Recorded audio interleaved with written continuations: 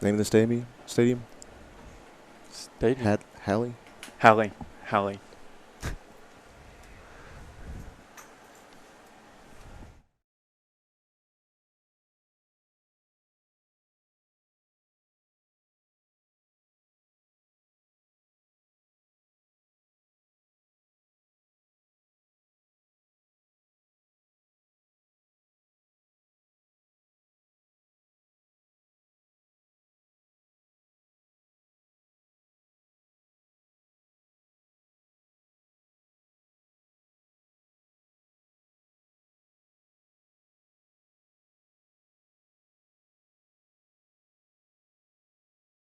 Pulaski Academy football. I'm joined tonight, as always, by Holt Short. That's so funny. We just had a joke about the fact that I keep accidentally calling him Colt, but I haven't done it yet on the air, but now I have. There you go. You jinxed yourself. Got it out of the way. All right. Well, welcome. Tonight we are in Memphis, Tennessee at Halley Stadium. Yes. There we go. It's spelled Halle, so it's an interesting one.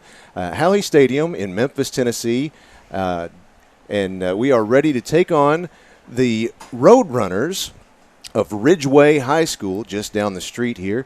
And the Bruins arrived yesterday, actually. They arrived yesterday and stayed here overnight so that they would be well rested, didn't have to travel on game day. And I know that the team went out earlier today and was able to go see a movie together, do a little team building there. And afterwards they went down to Beale Street, actually, and had some dinner there around 3 o'clock, and maybe it was lunch for them, I'm not sure, but they had a good time, no doubt. Went down there and split up. They went to wherever it was they wanted to go eat, and then they came back together, got ready for the game, showed up here at the field around, I guess it was about 5:45. Looks like they started warming up around 6, and we've got, I'd say, almost 100, I don't know, maybe 75 or so Bruins filling up the stands, so hopefully there's some folks still coming. I know that there was quite a bit of traffic on their way here. There's quite a number of folks that are still streaming in, and looks like there's some still coming out from the parking lot, so we're super excited to see that. So far, the one thing that has worried us coming up until just now has been the weather tonight. It has been obviously a concern all week long with the tropical storm that pushed through, and this afternoon we did have some rain. We didn't see any thunder or lightning, didn't hear any thunder, didn't see any lightning, so that was good. But the rain has pushed through. It looks like, dare I say, we just might be in the clear as far as weather goes tonight. So we're ready to get this thing started. Yes, and it was a good thing that the Bruins decided to get here last night, because there was a bit of rain, and that was responsible for a lot of the traffic that some of those fans who made the trek up had to deal with, and even some of the staff down here had to deal with as well. And so we certainly dodged a couple of bullets with the weather overall, though. It was dicey a few moments right before the teams arrived, but now that everybody's here safe and sound, it looks like we have a pleasant evening to look forward to. It is soggy, obviously. It's quite humid out here. Currently in Memphis, the temperature is 74 degrees, but the humidity is 97%. So luckily, however, the guys will be playing, the players, got to make sure I keep myself straight on that. Savannah Goodwin would not appreciate me saying that. But the players will appreciate the fact that they're not playing on turf tonight. They're playing on grass. And as some of you may know, the turf can get quite humid and hot. It'll really increase the temperature and make things a lot more difficult for them on the field. But they're playing on grass, so it should be quite a pleasant evening after the sun goes down. It's been quite breezy up until lately. Right now it's quite stagnant. The flagpole is not moving at all right now. Earlier tonight it was stretched out completely and waving around. I know that I saw one of the benches on the sidelines was even blown over when that storm came through.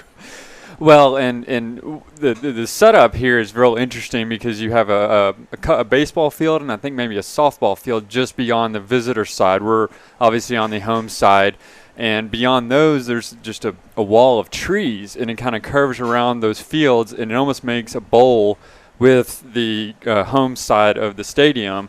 And as he indicated, as Josh indicated, the wind was blowing real hard, but on one side you had a flag going one way, and then you could look over on the other side and see the flag going the opposite direction. Yeah. And so, luckily it's gone down, it's died down, but, if it does pick back up, that could play havoc with some passing game tonight. So, absolutely. Considering that the Bruins rely on that a lot, let's just hope it stays that way with the calm weather we have. Let's go ahead and take a break. We are gearing up for our halftime show, just under 9 minutes on the countdown clock as we get ready to take on the Roadrunners of Ridgeway High School in Memphis, Tennessee. You're listening to Pulaski Academy Football on 101.1 FM, The Answer.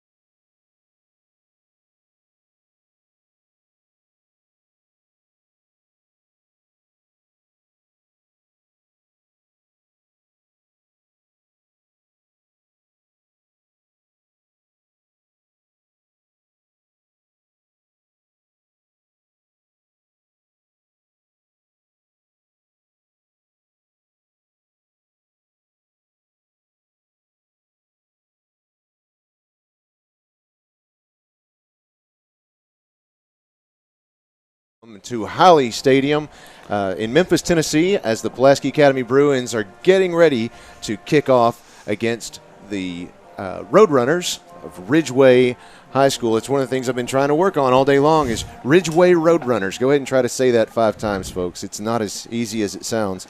Looking back, let's go to look again at the recap of each season for these teams. What do you think so far? Well, it's certainly a tale of two different teams. The Pulaski Academy Bruins opened their season with a win 2 weeks ago against Harbor, and they started off a little slow, but by the end of the first quarter, they had started to pick up some momentum, and then by the third quarter, the game was well in hand.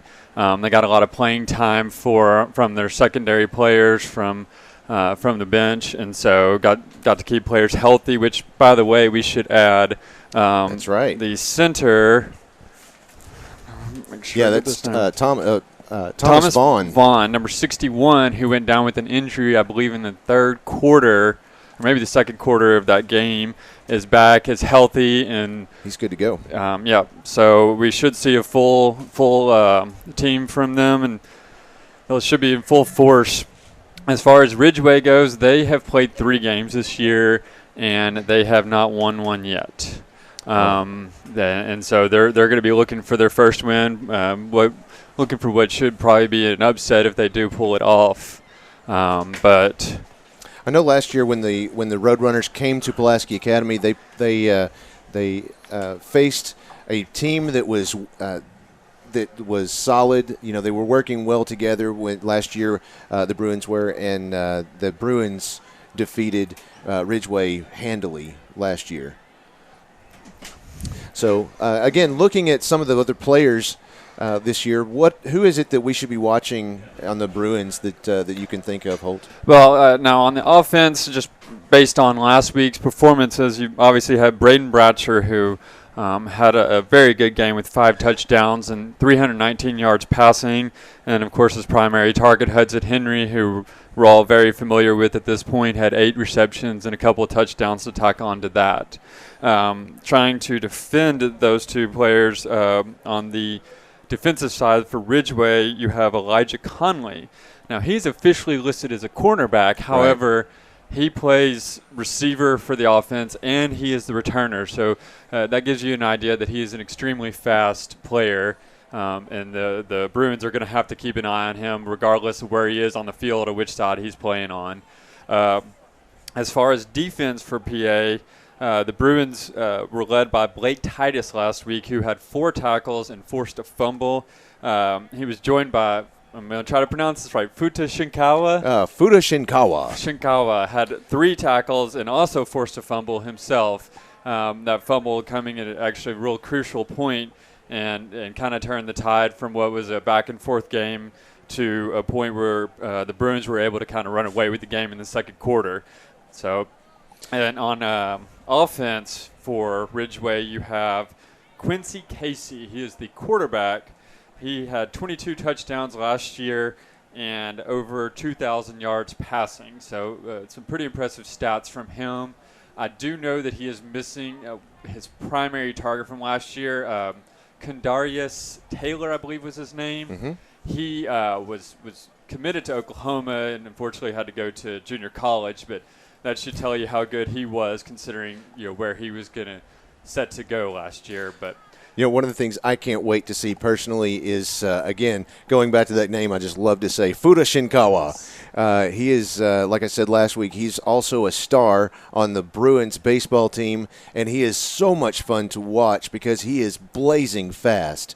It's interesting to me that he's playing defense. I think maybe given the chance, we might see him later in this season as potentially a running back or even a wide receiver. He is that fast. Now, his only drawback to trying to fill that position is his size. He's not very big at all. You look at the defense, you'll find him there. Futa Shinkawa, he's 5'9", 145-pound sophomore. He's a small kid, but you get some weight on him, get him in the weight room, and I think we might see him on the other side of the football. So that will be interesting to see. One of the other things to mention is Braden Bratcher. You already mentioned he threw for over 300 yards last week. I found out that he threw for the second most number of yards last week, second only to the quarterback at Harrison High School, who I didn't even see who they played against, but he threw for over 500 yards in a single game. Well, in all fairness to Braden, he only played 3 quarters, so right. Give him that extra quarter, and he might have been flirting with 400 yards. That's true. All right, the players, the captains are out there to toss the coin. Let's go ahead and take a break. We'll be right back to kick this thing off. You're listening to Bruin Football on 101.1 FM, The Answer.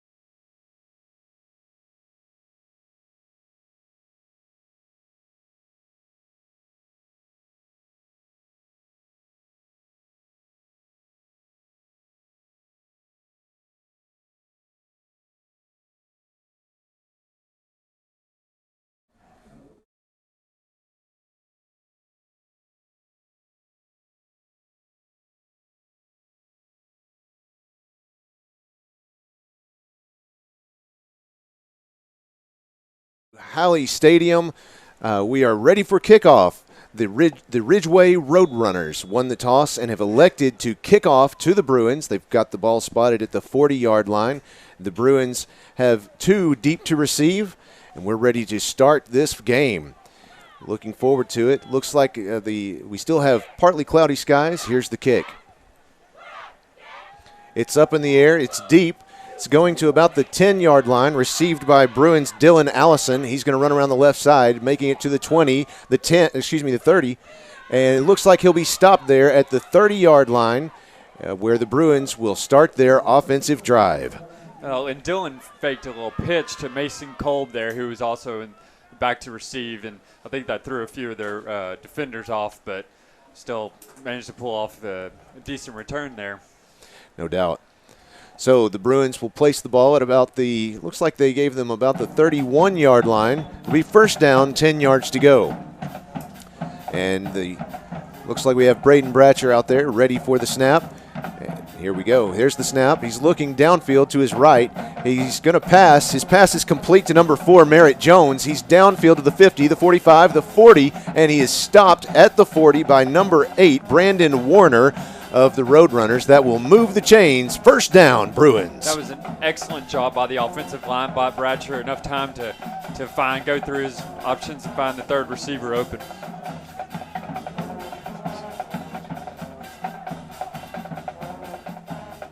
All right, there we have another drive just short of the first down. It'll give them a second down.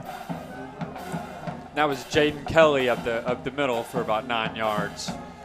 Now we have Bratcher. He's in the shotgun. He has the snap. He's looking to the left side, and his pass is complete to number 4, Merritt Jones. He runs out of bounds at about the Ridgeway 20-yard line. That will move the chains. Another first down for the Bruins. That play is a favorite of the Bruins, to roll out to the left or the right with the specific receiver in mind for Bratcher to aim for. And it looks like an official timeout. They're giving a sideline warning to the Bruins, just asking them to back off a little bit. No one getting overexcited or anything just yet, but just asking them to give them a little room since they're on the left side. There's the snap. Bratcher looking to his left, and downfield it is caught by number 84. That's Hudson Henry. It's complete again, moving the chains for the Bruins. They're on a march. The safety could not decide whether he should try to go for the interception or just try to contain the receiver and buy Hudson enough time to catch it. So Bratcher out there. He's got Jaden Kelly to his left. He hands off to Kelly. Kelly pushes right through the line of scrimmage. Touchdown, Bruins. That's the kind of drive you want to see. That's not what they started off with that first game. With this second game, they came out ready to go. They absolutely did. They really came out here. It's 10 minutes, 20 seconds. The clock is still ticking. I'm not sure exactly why. It's at 10:15 is where they stopped the clock now. So now we have, looking to see who we have out there to kick. Looks like number 8. That's Trent Sawyer. I think that's right. And we have some action before the snap. Clay James, excuse me. Thank you. Interestingly enough, they have not elected to go for 2. Well, what will happen is the Bruins will make a move like that and try to draw them off sides, which they did, and sometimes they'll go ahead and make that determination to go for 2. Not this time. Looks like Clay James again out there to kick, and he's looking for, he caught him offsides again.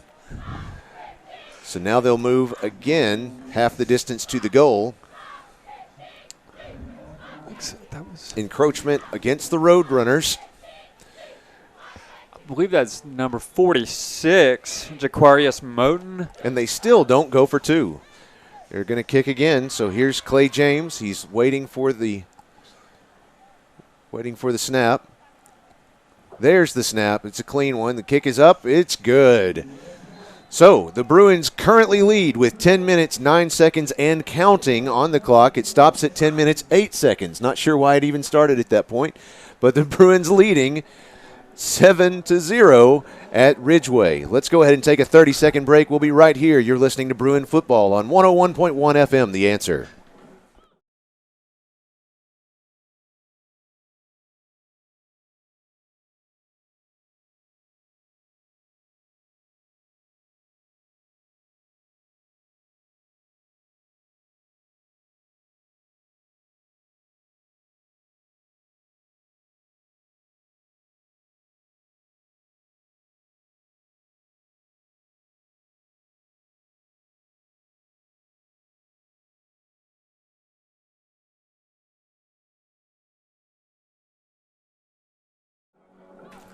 Welcome back to Halley Stadium in Memphis, Tennessee, as the Bruins currently lead 7-0 against the Ridgeway Roadrunners. Currently had a 5-play, 70-yard drive. It ended up with a 4-yard touchdown run by Jaden Kelly, and the point after attempt was good off the foot of number 8, Clay James. So again, with 10 minutes, 8 seconds remaining in the first quarter, the Bruins lead 7-0. Now the Bruins are out there to kick, and Clay James gives it a little rugby kick. It's a pooch punt. Yeah, a little pooch punt there, and it rolls out of bounds at about the 46-yard line. It looks like maybe, I'm not sure where they're actually going to place that. There it went. They're going to place it about the 48-yard line. I believe the official term is actually a drop kick. A drop kick. Well, that's what it was. Kick. Sure. Yeah. And it has to hit the ground first, and then the kicker can kick it. He can't kick it before it touches the ground, though. Okay.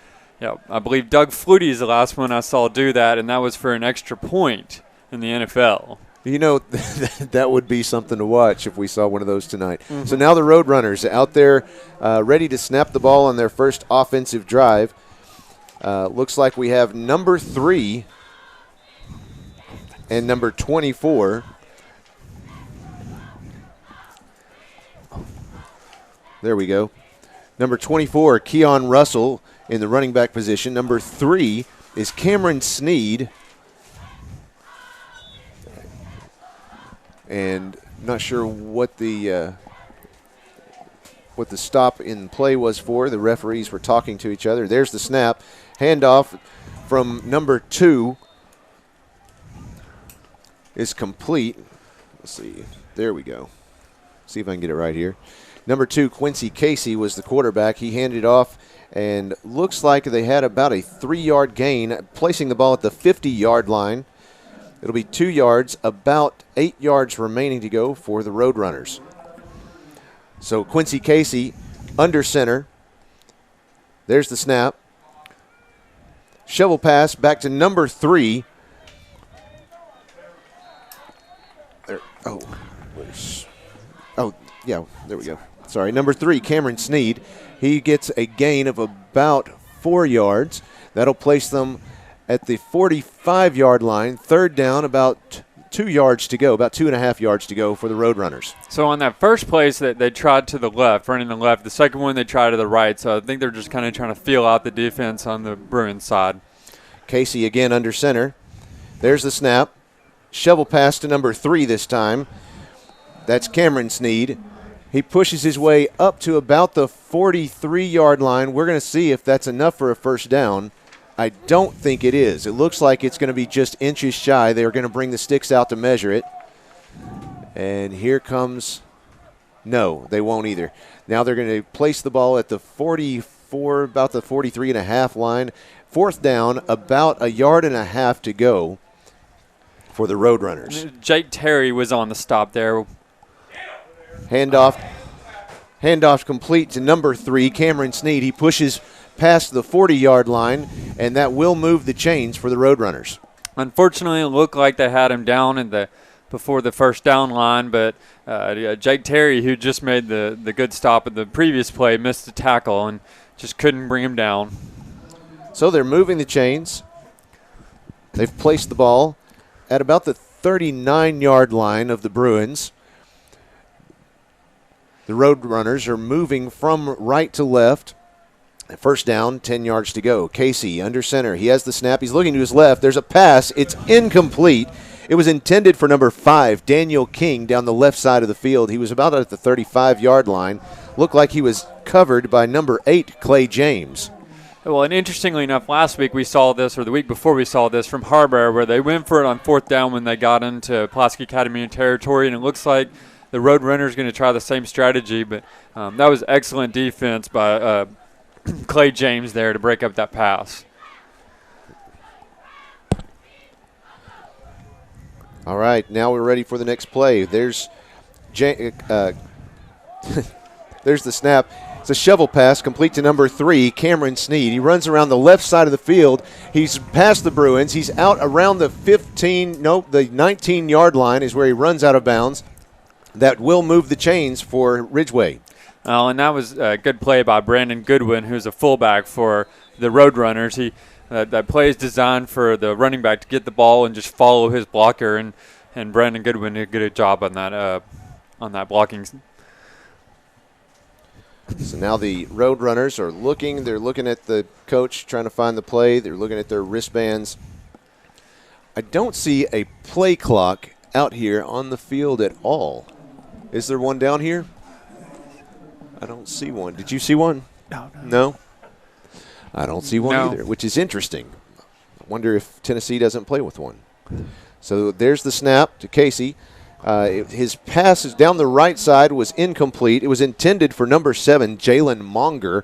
He was covered well by Bruin number 13, Matthew Hugg. I believe that was Trent Sawyer, number 19? 9. 9. Yes, number 9, Trent Sawyer. Sawyer. Yep. He is covering number 7 for the Roadrunners tonight. That's Jalen Monger. So there's number 2, Quincy Casey, again under center. Here's the snap. Handoff fake. He's looking to the right side. There's the pass. It's It's intercepted by the Bruins at the 2-yard line by number 9, Trent Sawyer. So the Bruins will take possession of the ball at about the 2-yard line. What a drive for them to march all the way down that far just to hand it off to the Bruins. Well, and that was an excellent play by Trent Sawyer. He just watched the quarterback's eyes. They didn't even try to rush the quarterback. There were 2 Bruin defenders who were just watching him, making sure he didn't try to take off beyond the line of scrimmage, contain him long enough, and then Trent Sawyer jumped in and managed to intercept the ball before it got to his intended target. I remember seeing in practice, that's one of the things that they've talked to these guys about over and over and over is make a play for the ball, play for the ball, play for the ball, and that's exactly what he just did. So now Bratcher, again, in the shotgun. He's looking to pass. His pass is complete. It's about a 2-yard pass to number 30. That's Isarius Woods. Isarius makes it to about the 15-yard line, maybe the 16. It's enough to move the chains. First down, Bruins. There is a flag on the field. I'm not sure who it's going to be on, but it's right around the 16-yard line where the receiver went down. Let's see. Looks like a holding call against the Bruins. I'm not sure who he caught doing that, but it's unfortunate for them after they managed to pick up that long gain, but they're still looking at trying to get that first down. So that does push him back about 4 yards, so it'll be first down, 4 yards to go. There's the snap, and it looks like, wow, that could have gone the wrong way, absolutely.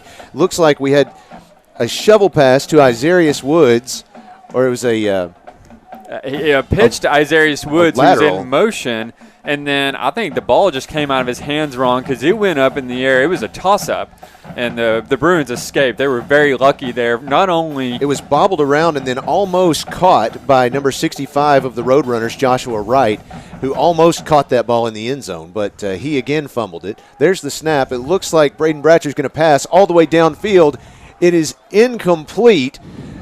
Bobbled up. The pass was attempted to number 11, Nate Cumming, and number 1, Elijah Conley, was on the defense there. Looks like he broke that up well. Yes, he did. And I mean, this has been an unfortunate offensive series for the Bruins here. I mean, they've had that first down, and then it came back, and then you had 2 almost interceptions, one of them in the end zone.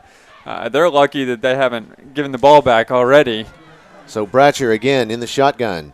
He has 2 receivers left, 2 receivers right. There's the snap. He's looking to his right. He's running right. He's running out of the pocket. There's the pass to Henry. Henry runs up to about the 18-yard line and is forced out of bounds by number 1, Elijah Conley. I'm not surprised they don't just have Conley on top of Hudson Henry the whole game. I mean, he was good 10 yards off of him. He's back. He's listed as a cornerback, but he's – Now, is Conley the one that we were talking about pregame? Yeah, yes. They were giving him pass after pass. There's the snap. Hands off to number 21. That's Jaden Kelly. He runs around the left side of the field and is forced into the bleachers. Excuse me, the bench there. And about the 50-yard line, it was number 8, Brandon Warner, defending there. Now, going back to number 1, pregame, we watched Elijah Conley take pass after pass after pass, and he was fast. And so I think we can expect to see him on both sides of the ball tonight. Well, and that was an excellent cut by Woods there. He went right and then took off left when he saw a lane that side of the field. Here's the snap to Bratcher. He's looking to his left. He's going to pass. There it is. The pass is complete to number 4, Merritt Jones. Merritt Jones looks like he stepped out of bounds at about the 39-yard line of the Roadrunners, and that will move the chains for the Bruins. The Bruins are just looking to pick them apart at this point.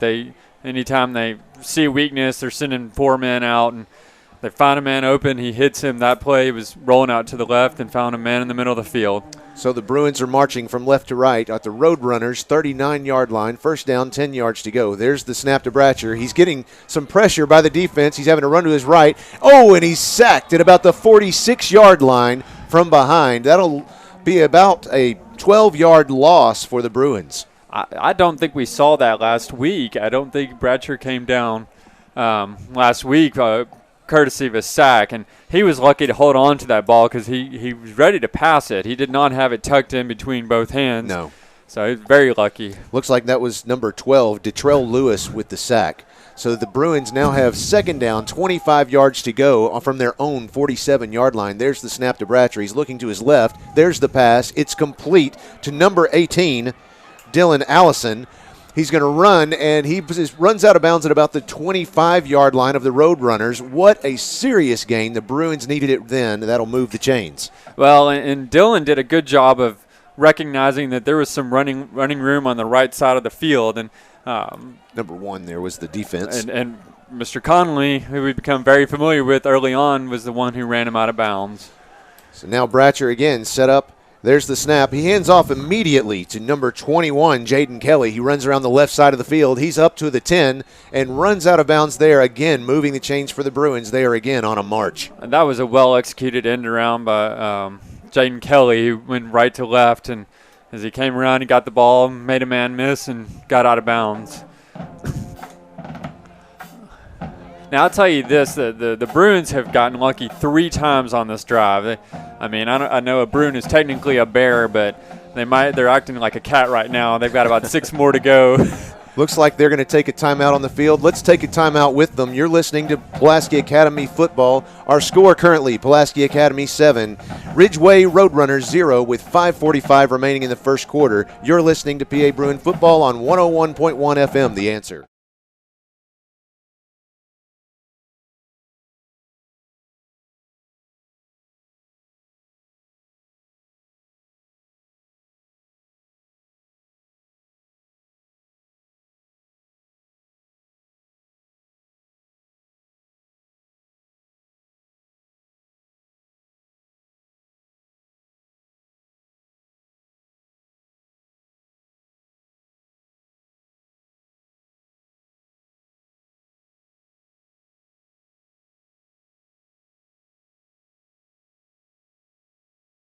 Lead the Roadrunners 7-0 from Memphis, Tennessee.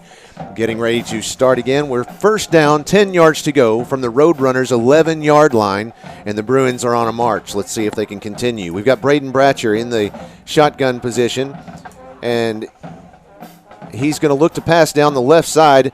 It's incomplete. It was intended for Merritt Jones, and number 8 of the Roadrunners, that's Brandon Warner, was on defense there. That is the 4th time that Bratcher has gone to Jones, and obviously the 4th time it did not work, but he was open. It just was a little out in front, and Jones took a shot, but it didn't look like he sustained any damage there. He's back in and ready to go, lined up. It's going to take a lot to keep him down. Bratcher is looking to the sidelines to confirm that the next play. Second down, 10 yards to go for the Bruins. There's the snap. He's looking to his right. There's the pass. It's incomplete again, intended for Jones. Coverage by number 8, again by Brandon Warner. And Bratcher threw that with confidence. He clearly saw something he liked, but it was just, once again, a little out in front of Jones for the intended receiver. So the Bruins have the ball on the 11-yard line of the Roadrunners. 5:27 remaining in the first quarter. Third down, 10 yards to go. Bratcher in the shotgun formation. He has two receivers left. There's the handoff to number 21. Oh, my. It's fumbled. Handoff was attempted to Jaden Kelly. One of the two fumbled that ball. Luckily, Braden Bratcher jumped right on top of it and recovered the ball. However, that's going to end up being about a 5-yard loss for the Bruins. Once again, there's just some communication problems going on. Hopefully they can get those fixed. They're going for it on fourth, though. So here's Bratcher. There's the snap. He's looking straight down the field. It's up in the air. There's the pass, and it's picked off by the Roadrunners. Number 14, that's Michael Taylor. He's still running. There's a flag on the play toward the end of the play. That flag is down at the 15-yard line, and that was – that was effectively a punt. That ball was just kind of thrown up there to see if the receiver could come down with it. Either way, it was going to get overturned. So he was finally forced out of bounds by number 84, Hudson Henry. But they'll take, looks like, illegal use of the hands or blocking in the back. Yep. It was a block in the back. Kind of opened up the couple more yards for the intercepting defender there. And the ball is pretty much where it was when the Bruins had it, but it's getting marched back inside the 10-yard line to about the 8. So the interception will stand, and the Roadrunners take possession of the ball at their own 7, was that it's about a 7-yard line? 8? 8. So first down, 10 yards to go for the Roadrunners. 4 minutes, 46 seconds remaining in the first quarter. The Bruins currently lead 7-0 here in Memphis. Well, and after 5 miscommunications and miscues, they finally turned it over, unfortunately. So Casey, the quarterback for the Ridgeway Roadrunners, under center. Play action. There's a handoff to number 3 of the Roadrunners. That's Cameron Sneed. Defense coverage by number 7. That's Chris Connell. That was good coverage there. It looks like they actually lost a yard. Mm-hmm. It'll be second down, about 11 yards to go. He got in their backfield and grabbed a hold of the running back and just pulled him down by his jersey. It was an excellent job there. So 4:20 on the clock, and it is counting. Second down, 11 yards to go for the Roadrunners. Here comes the snap to Casey. Under center. He's got a fullback behind him. There's the snap. He's looking to his right. The pass is incomplete behind the line of scrimmage. It was intended for number 3, Cameron Sneed. Well, and he's real lucky that he threw that ball just a little bit forward because it could have been a lateral pass, and the Bruin defenders were all around it. And it probably should have just gone ahead and jumped on top of it just to be safe. But sure, it already been the whistle had already been blown, and the referee had already signaled incomplete pass at that point. So we have 4:05 on the clock. It's currently stopped because of the incomplete pass. Third down, 11 yards to go from the 8-yard line. Here's the snap for the Roadrunners. Casey in the shotgun this time. There's the snap. He's looking to pass to his right, and he's going to get taken down at about the 4-yard line. He's slow to get up after that. Looks like he was taken down by 2 of the Bruins. That was number 13 and number 7, I believe. So Matthew Hugg and Chris Connell combined for the tackle there. It was Matthew Hugg got back there in a hurry, and he had the quarterback wrapped up before he knew what was going on. He gave him the hug.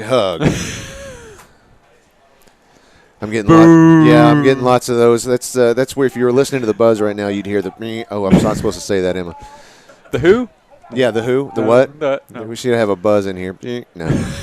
All right, looking back to the field, we have the ball on the 4-yard line. Fourth down, 15 yards to go for the Roadrunners. They are going to kick it away, so we have the kicker in the end zone. That was number 5, it looks like, is kicking it away. That was Daniel King. The ball will land at about the 45-yard line, and as usual, the Bruins leave the field after the punt. That was actually a pretty good kick. That was about 40 yards in the air. No spiral on it, but it went the distance that they probably wanted it to go. So we'll keep it right here. We've got 3 minutes remaining in the first quarter. The Bruins, again, leading 7-0 against the Ridgeway Roadrunners in Memphis, Tennessee. Well, and hopefully they can shake off whatever was going on in that last drive and put together a good series here.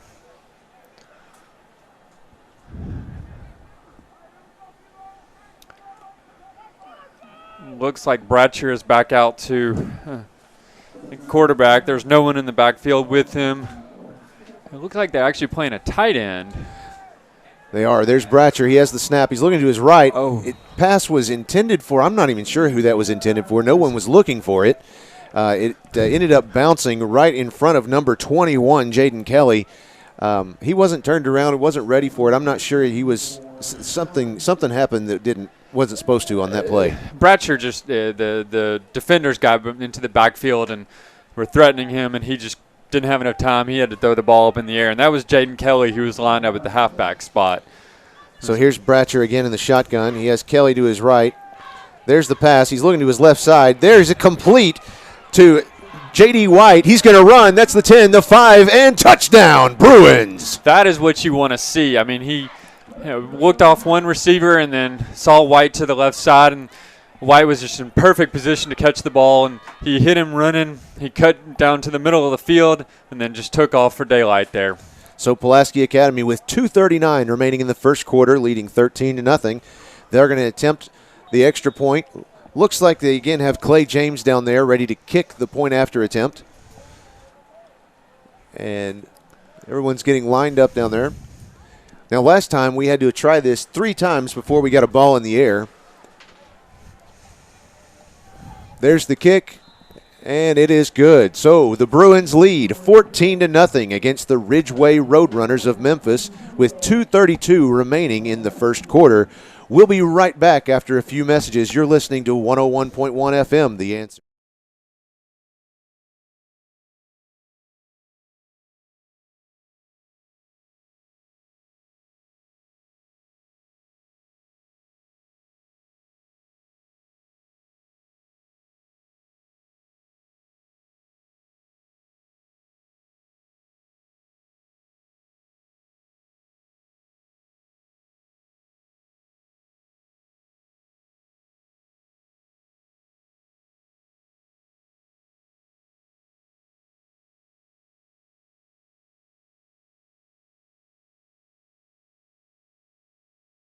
Welcome back to Halley Stadium in Memphis, Tennessee.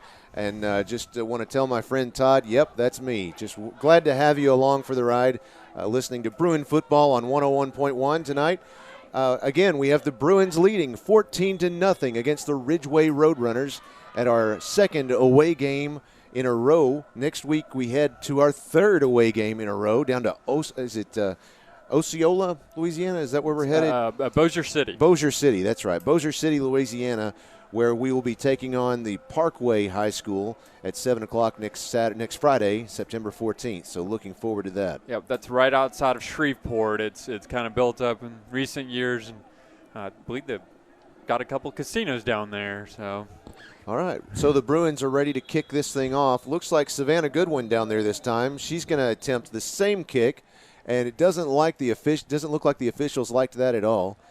Is that a delay of game? So it does look like they do have a play clock somewhere. I'm guessing that the officials are keeping it themselves. So delay of game against the Bruins. So they're going to mark that off and place the ball at the 35-yard line, where Savannah will attempt the kickoff once again. So. That is something you rarely see from PA, the delay of game on any side. Absolutely, that's true. So here comes the kickoff again, another drop kick. There it is. It's going to spin around. Oh, and the Bruins look like they recovered it. Let's see who comes up with that ball. Yes, that's right. The Bruins come up with the ball. Number 25, Cade Jones, recovered that onside kick. We're going to see, it looks like they've got 4 different officials down there all talking about it. They do have a flag on the play, and they're giving the ball to Ridgeway. And, wow, Coach Kelly is furious on the sidelines over there. As he should be, because they jumped on the ball. So the drop kick is legal. Played like Lakeside years ago, and the refs asked us to Not to do it. Apparently there was a request from officials in the past to not run this particular play. It's gotten him in trouble, and apparently it got him in trouble again tonight, although I believe the PA coaching staff is a little upset because the Ridgeway player actually touched the ball before it went 10 yards, and that's the rule is The kick was from the 35-yard line, and the ball is at the 44-yard line. Maybe it doesn't matter who touches it as long as it wasn't going to go 10 yards, but the ball had not stopped moving is the point. Right, exactly. So we have 2:32 remaining in the first quarter. The score is 14-0. Pulaski Academy leads the Ridgeway Roadrunners. Pulaski Academy's defense is hurrying back out on the field because the Roadrunners were already set up. So there's the handoff to number 8 of the Roadrunners, Brandon Warner. He runs around the right side up to about the 40-yard line, and that'll give them second down and about 5 yards to go. There's still a lot of confusion down there between the Bruins and the officials on the field. Well, and the first down marker wasn't even set up properly, so understandably they didn't realize that the play was about to run. So the Roadrunners again ready to snap. They have Casey under center. There's the handoff to number 6 of the Roadrunners, and he is forced out of bounds at about the 25-yard line of the Bruins. That's number 6, Jonathan Holmes, with the carry. He's stopped by number 15, Zach White. Right. Well, and that's the Bruins look a little frustrated after that series of plays or whatever you want to call what happened on the onside kick attempt. But hopefully they can get back into it, getting focused, and stop any more big plays. So there's, again, the Roadrunners with their first down. There's the snap. Casey looking to his right. He's going to keep it, and he's running, and he's going to make it right back about a 4-yard gain on the play before he stopped at the Bruins' 25-yard line. Once again, it looked like they were just trying to contain the quarterback and keep him from picking up too many yards on the run. Number 14, Jake Terry, tried to shoot in and forced him out of the pocket, and he was able to pick up a couple yards or 4 yards. 1 minute, 22 seconds on the clock and counting. Here comes the snap. There's the snap to Casey. He's a handoff immediately to number 6. That's Jonathan Holmes. He's stopped almost immediately by the Bruins. Oh, and the Roadrunners tried to fake a pitch to the left side and then handed it off to the running back to the right side, who was able to pick up a few more yards. He was stopped by number 36 of the Bruins. That's Bennett Perkins. Bennett Perkins. See if I can get that right. So we have third down, 4 yards to go. The ball is on the Bruins' 22-yard line. It's 47 seconds on the clock and counting. And there's the snap. He has a runner running around the right side of the field. It looks like he made it up to about the 3-yard line, and there's some lightning off in the distance. Once again, that fake pitch. This time they faked it to the left, and then the running back took off to the right. Unfortunately, there were a few missed tackles you do not want to see that allowed him to pick up more yardage than they needed to. Zach White on the coverage there. There's the snap to Casey. He hands off immediately. He has a running back who pushed right through the line, and what's the call there? I'm not sure. I didn't see any hand signals, but we have a lot of cheering. Looks like that's a touchdown for the Roadrunners. Oh. Yeah, we're going to have to do something with the air conditioner in here. It looks like it's frosty. It's condensation is covering up the windows, kind of making it hard to see. We are having trouble seeing down to the far side of the end zone here right now. It's somehow on the outside of the press window. Box. I've started to try to write my name on it. It did not work. There's the snap for the point after attempt, and it looks like that was low, and it was good, though. It would just barely made it over the bottom of the uprights. Well, it looked like it took a turn. I don't know if it got tipped by I think it did get tipped. PA player. So we have 21 seconds remaining in the first quarter. The score, Pulaski Academy 14, Ridgeway Roadrunners 7. Let's take a quick break. We'll be right back. You're listening to Pulaski Academy Bruin Football on 101.1 FM, The Answer.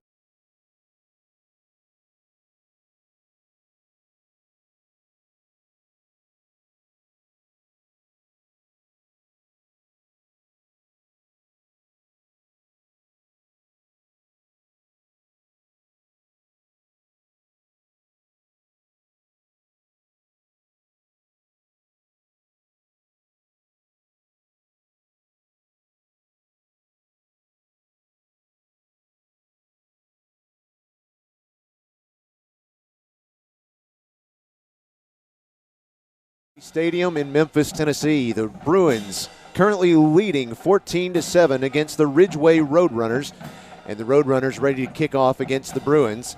Here's the kick. It's up in the air. It's a deep kick out to about the 15-yard line. It's going to be fielded by Bruin number 18. That's Dylan Allison, but it looked like a shovel pass. Or was that a fake? I'm not sure. They kind of faked me out there, but it made it up to about the 35-yard line. It was a fake. That was a good fake. That's the second time they did it on the initial return at the start of the game.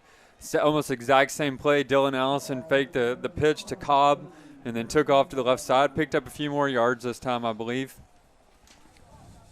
Sorry.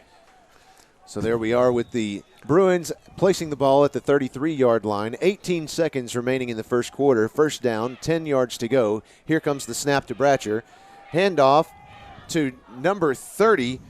That's Isarius Woods, and he passed the ball, and then he passed the ball to number 21, Jaden Kelly, who passed the ball again, and it was complete to number 4, Merritt Jones, all the way down at the Roadrunners' 10-yard line. What an incredible play. That was 4 passes behind the line of scrimmage, and then finally made it all the way downfield to about the 10-yard line for the Bruins. What an incredible play. I mean, at 2 different points in that play, the Roadrunners had a defender in place to make a stop, and they didn't realize where the ball was. I love it. All right, here's the snap. Snap is complete to Isarius Woods. He runs around the left side and runs out of bounds. That's the end of the first quarter. Folks, if you could see what's going on in this press box right now, it's funny. Chris Amsler is out here. He's always on the road with us. He's the public address announcer for the Bruins. He's out there with a stool. With a stool, holding it up in the air, wiping off this window for us. What a team player. Great to have him along. Let's go ahead and take a break for the end of the quarter. We'll be right back. You're listening to Bruin Football on 101.1 FM, The Answer.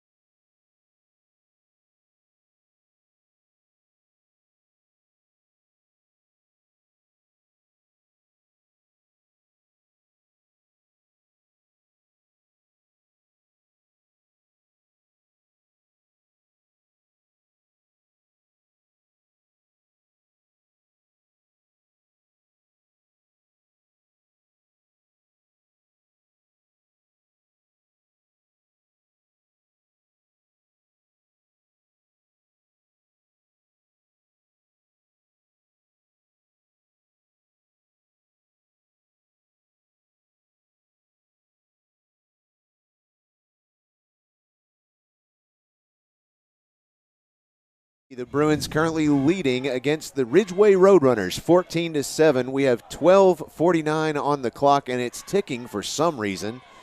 I'm not sure what is going on with this clock operator. So what happened at the end of that quarter, folks, because y'all missed a play, and we did not realize it was going to happen, but there was a flag thrown, and I think it was a holding call against the Bruins. And so the ball got marched back, but because the flag was thrown before the quarter ended, they had to run another play to go ahead and technically run out the clock. For some reason, the clock is still running, and we're in the second quarter, but it should be 13 minutes left or 12 minutes. Oh, they're running it down to 12 minutes. That's what it is. So they don't know how to set the clock to 12 minutes. Gotcha. Yes, okay. 12-minute quarter. There we go.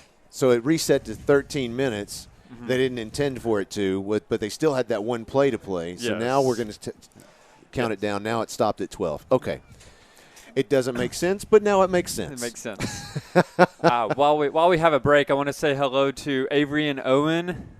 I love you, and I hope you all are sweet for Mama at bedtime. It's about that time. That is so sweet. Avery and Owen, thanks for joining us tonight. All right, so the Bruins have the possession of the ball at the Roadrunners' 10-yard line. There's the snap to Bratcher. He hands off to number 21, Jaden Kelly. Looks like that's a touchdown, Bruins. I wish you could see, folks, what just happened. That was not a handoff. That was a behind-the-back pass to Jaden Kelly, who started on back into the right of the quarterback. He ran to his left, and Bratcher just basically tossed it behind his back to him on the run. They clearly have practiced that quite a few times because I, as a coach, if I was in their position, would never tell my player to do that. Right.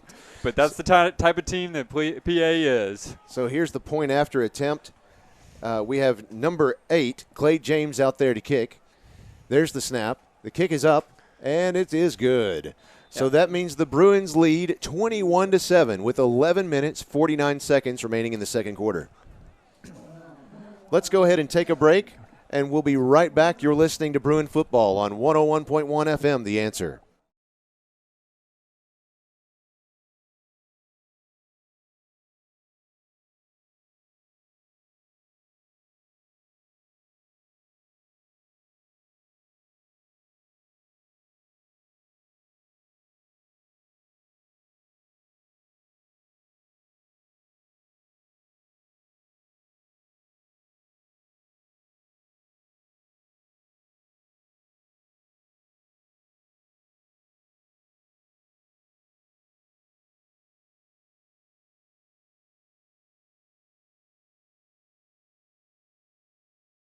Remaining on the clock in the second quarter, the Pulaski Academy Bruins leading 21-7 against the Ridgeway Roadrunners here in Memphis, Tennessee.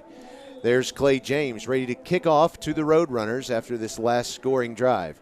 There's the kick off the ground this time, and it is recovered, looks like, by the Bruins at the 45-yard line, waiting for the officials to give us a signal one way or another.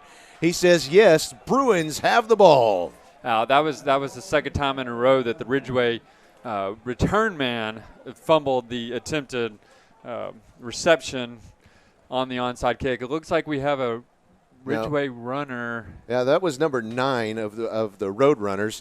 That's Jeremy Bryant. I think he wasn't hurt. I think he was in shock. Emotional. I think he was in shock that the Bruins just pulled that off. In that last drive, it was a 2-play, 67-yard drive, which resulted in a 16-yard touchdown by Jaden Kelly. So here comes the snap to Bratcher. He's in the shotgun position.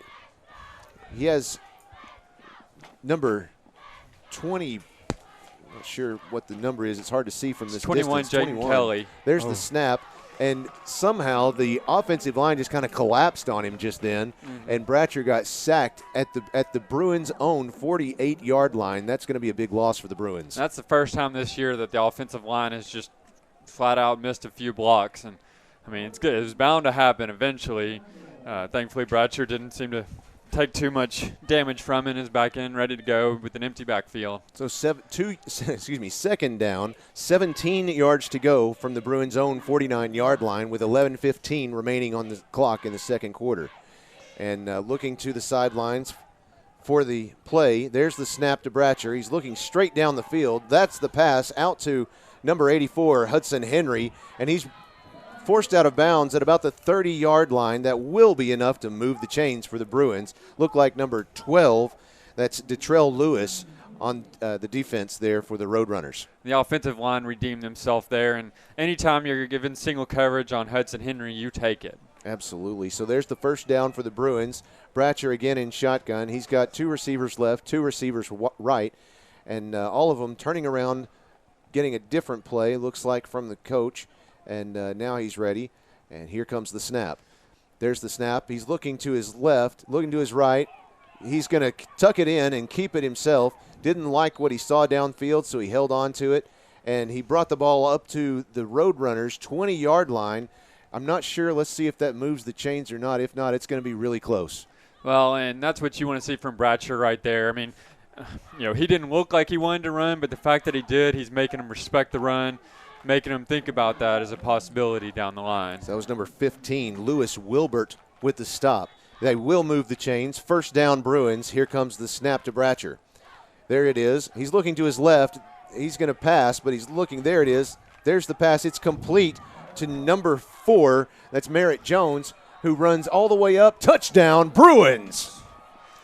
Number 9, Jeremy Bryant, took a big risk there in trying to intercept the ball, missed it, and PA reaped the rewards of that error there. He looks like he knows that he kind of messed up on that defensive coverage, but the Bruins took advantage of that mistake and now lead 27-7 with 10 minutes 25 seconds remaining on the clock in the second quarter. Here comes the kick off the foot of number 8, Clay James, for the point after attempt. There's the snap, there's the kick, and it is good. So do they just take turns, do you think, between the kicks, or do the coaches have a game plan on that? I've always started to wonder it because it seems like they're alternating. It seems to me that Clay James seems to be their go-to kicker, and they're trying to give Savannah Goodwin just some playing experience. But that's one of the things I can talk to him about after the game or even next week. So they're having a kicker competition potentially. Well, we have 10:23 remaining on the clock. Let's take a quick break. We'll be right back. You're listening to Bruin Football on 101.1 FM, The Answer.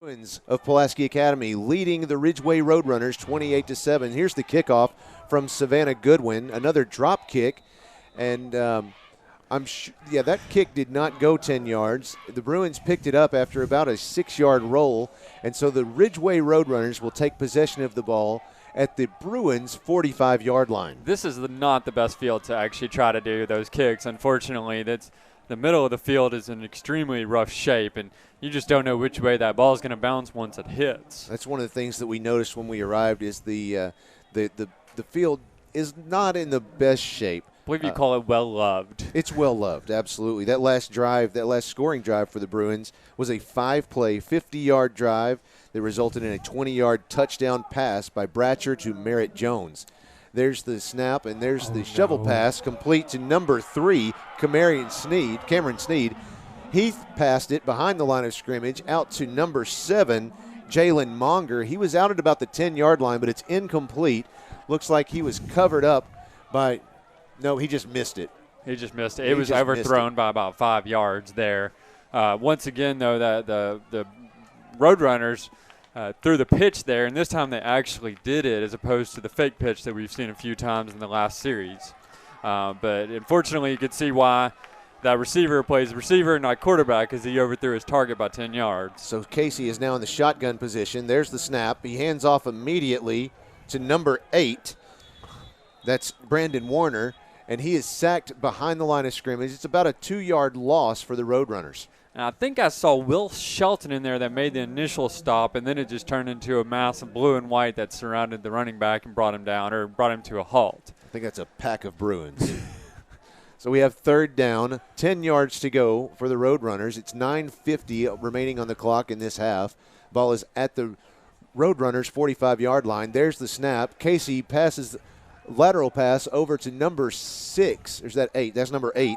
Brandon Warner, number 27 of the Bruins. That's Clinton Wilson with the stop. I was wondering when we were going to see that. That was an option play to the right. This first one that the Roadrunners have rolled out tonight. I did see a few of those on YouTube, and I was watching some of the highlights of their games. So that is a play that they will go to. And so we have 4th down, 10 yards to go from the Roadrunners' 45-yard line, 9:11 on the clock, waiting for the snap. Casey is in the shotgun. There's the snap. He's looking to his left, looking to pass the ball to his right. There's the pass, and it is incomplete. It was intended for number 6 of the Roadrunners. That's Jonathan Holmes. Number 36 of the Bruins, that's Bennett Perkins with the defense. Yes, and he was pretty close to the receiver. The receiver had enough space to probably catch the ball, but it was just overthrown. One thing I'm kind of adjusting to is that very rarely do you see the opposing team, when they have the ball, in their own territory against the Bruins. Because if they get the ball, it means that they recovered the onside kick. Right. And so it's certainly nice for us because we generally get to see all the action right in front of us. That's true. So we have 1st down for the Bruins from the 50-yard line. Looks like that's the 45-yard line. 9 minutes even on the clock. The Bruins currently leading 28-7 against the Ridgeway Roadrunners here in Memphis. There's the snap. Handoff to number 21, Jaden Kelly. and he runs the ball up to about the 41-yard line of the Roadrunners. That will move the chains. Another first down for the Bruins. Looks like a tackle stop was driven down by number 8 of the Roadrunners. That's Brandon Warner again. Well, and the Bruins are on the move now. So first down from the Roadrunners' 41-yard line, 8:52 on the clock. There's the snap. Pass from Bratcher. He's looking to number 5. That's J.D. White around the 20-yard line, but it was incomplete. White is looking to have a career night there. He did a real good job of trying to go up and get the ball. It was just a little too lofted in the air, and number 14, the defender, managed to get a hand in the way and keep him from coming down with it. That's Mikhail Taylor, the cornerback, on the coverage.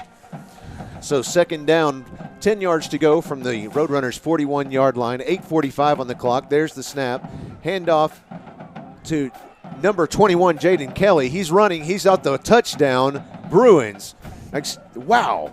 That was the exact same play. The very first play of this series, they sent Kelly straight up the middle. He picked up about 12, 13 yards. And I guess they just decided, hey, it worked the first time. Let's try it again, and worked out to perfection. Just can't help but get up and move a little bit because the Ridgeway band is out here. You've got their dance team, their cheerleaders. They're all having a good time.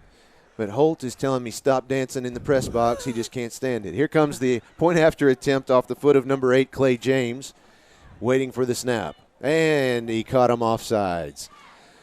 Well, that is the 4th time that we've seen the special teams catch the Roadrunners offsides during a point-after attempt. So they'll back them up halfway to the distance to the goal. Looks like we're still going to kick it, though, which is interesting. The Bruins don't typically kick this much. Normally they go for that 2-point conversion. Here comes Clay James ready to kick. Looking for the snap. Again, motion from the defense. I didn't see any flags, didn't hear a whistle. There's the kick. It looks like it's good. It squeaked its way in there. So the Bruins from Pulaski Academy leading the Roadrunners of Ridgeway High School in Memphis 35-7 with 8 minutes, 33 seconds remaining in this half. Let's go ahead and take a break. You're listening to Bruin Football on 101.1 FM. The Answer.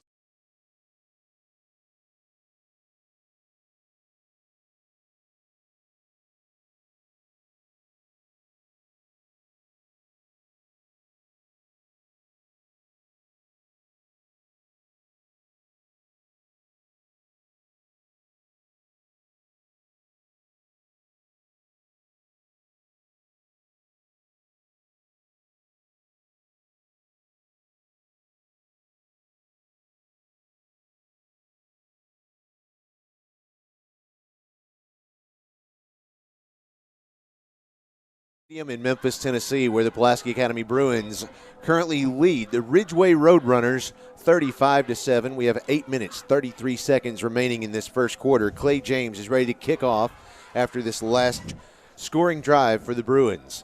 He has the ball placed on its belly this time. There's the kick. It's going to bounce all the way out until about the 36-yard line. It is covered up quickly by the Roadrunners this time. Well, you like to see the ones that are kicked at the middle hop in the air a little more than that one did to give the defenders enough time to get out there and try to jump on it before the returning team can get to it. It just did not have enough time. So that last scoring drive was a 3-play, 55-yard drive that resulted in a 42-yard run by Jaden Kelly. And it only took, get this, 23 seconds remaining off the clock. Let me run this down for you. Here's our scoring drives.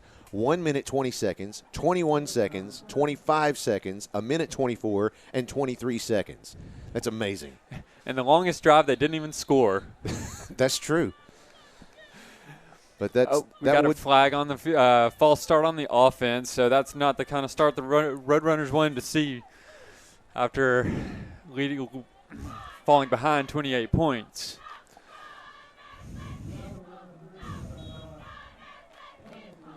So the Roadrunners, there's the snap to Casey. He's going to hand off to number 7. That's Jonathan Monger. He runs around the left side of the field up to the 30, the 35, the 40, and he's forced out of bounds around the 42-yard line on the left side. That will move no, it won't. It won't move the chains. The first down marker was dropped on the ground over there, so it had some movement. He was driven out of bounds by number 32, of the Bruins. That's Sam Ryans.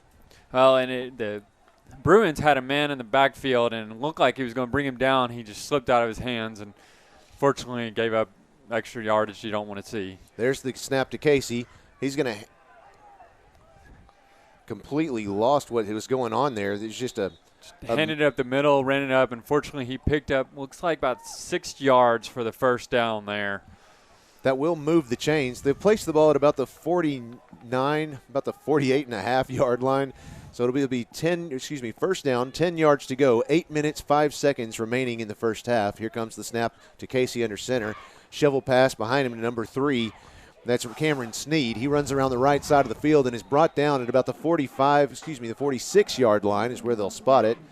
And that will move the ball up to about second down and about 5 yards to go for Ridgeway. Once again, the Bruins had a couple men in the backfield, and Sneed had a nifty little spin move there. They picked him up about 3 more yards than he should have gotten. So he was stopped by number 32, Fuda Shinkawa. So there's the snap to Casey. He looks down the left side. There's the pass. It's up in the air, and it is incomplete.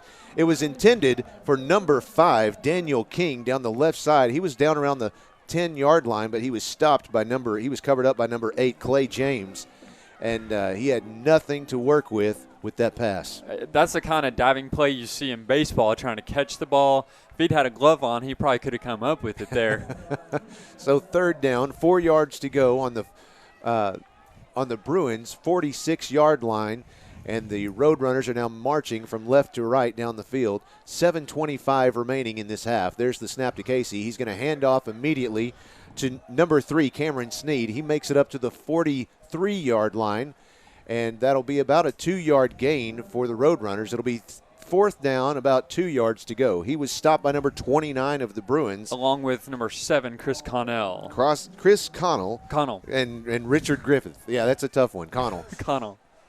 So now we have fourth down, 7 minutes on the clock and counting in this half. I promise I'll get these names figured out before the season's over.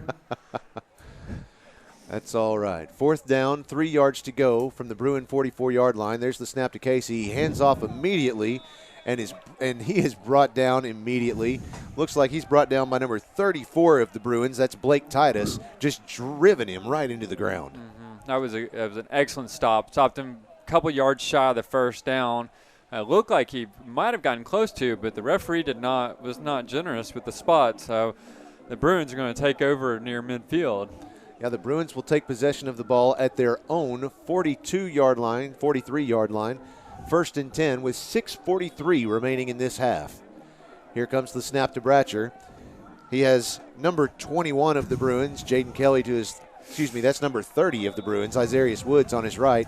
And Bratcher was surprised. Again, it looked like the offensive line kind of fell apart there, and he was sacked at around about the 35-yard line by number 45 of the Roadrunners. Donald Hudson. And it looked like there might have been miscommunication because Bratcher, I feel like, should have rolled out to the right. There was a lot of pressure from the left, and he had a lot of space on the right. So he has 3 receivers left, 2 right. He's looking. There's the pass. It's complete to, is that Henry? No, that's number 11 of the Bruins, Nate Cumming. And that's going to end up being about a 15-yard gain for the Bruins. So they had been previously spotted at about the 35-yard line, which would have given them about second down, 17.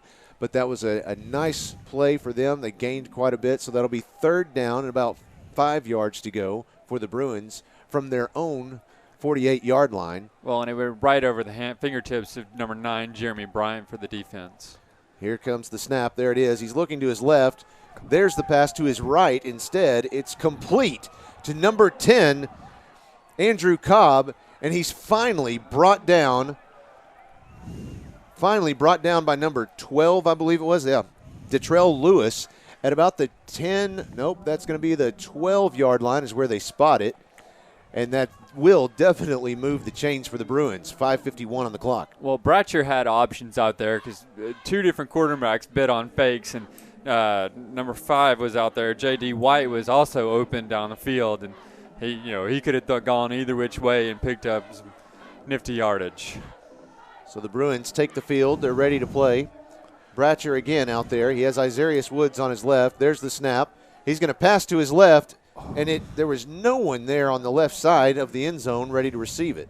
Hudson Henry turned in when Bratcher thought he was going to turn out away from the line of scrimmage and away from the goalposts, and it was just miscommunication. But it was still a pass into traffic, so it might have almost been a blessing in disguise that no one was looking the direction the ball went.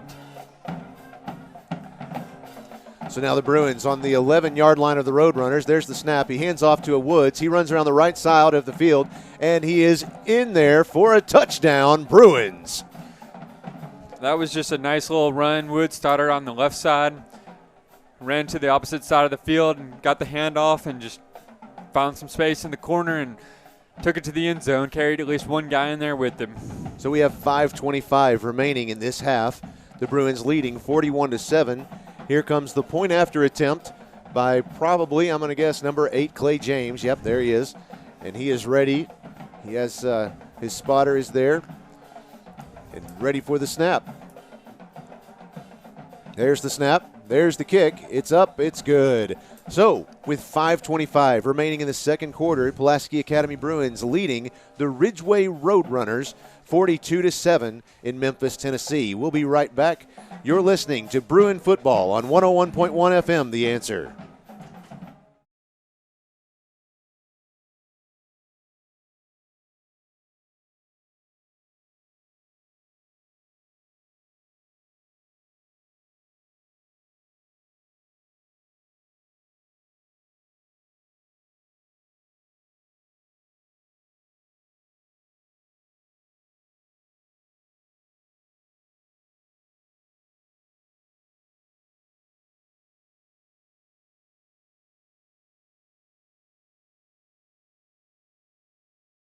In Memphis, Tennessee, the Pulaski Academy Bruins leading the Ridgeway Roadrunners 42-7 with 5:24 remaining in the second quarter.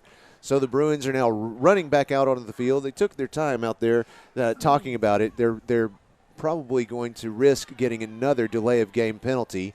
So Savannah Goodwin out there to kick the ball off after the last drive for the Bruins. Yeah, it's about to get a delay of game. The referee keeps looking at his watch. Right, so she has the ball on its belly again. Looks like the stitches are up this time. She kicks the ball, and it has a spin to it.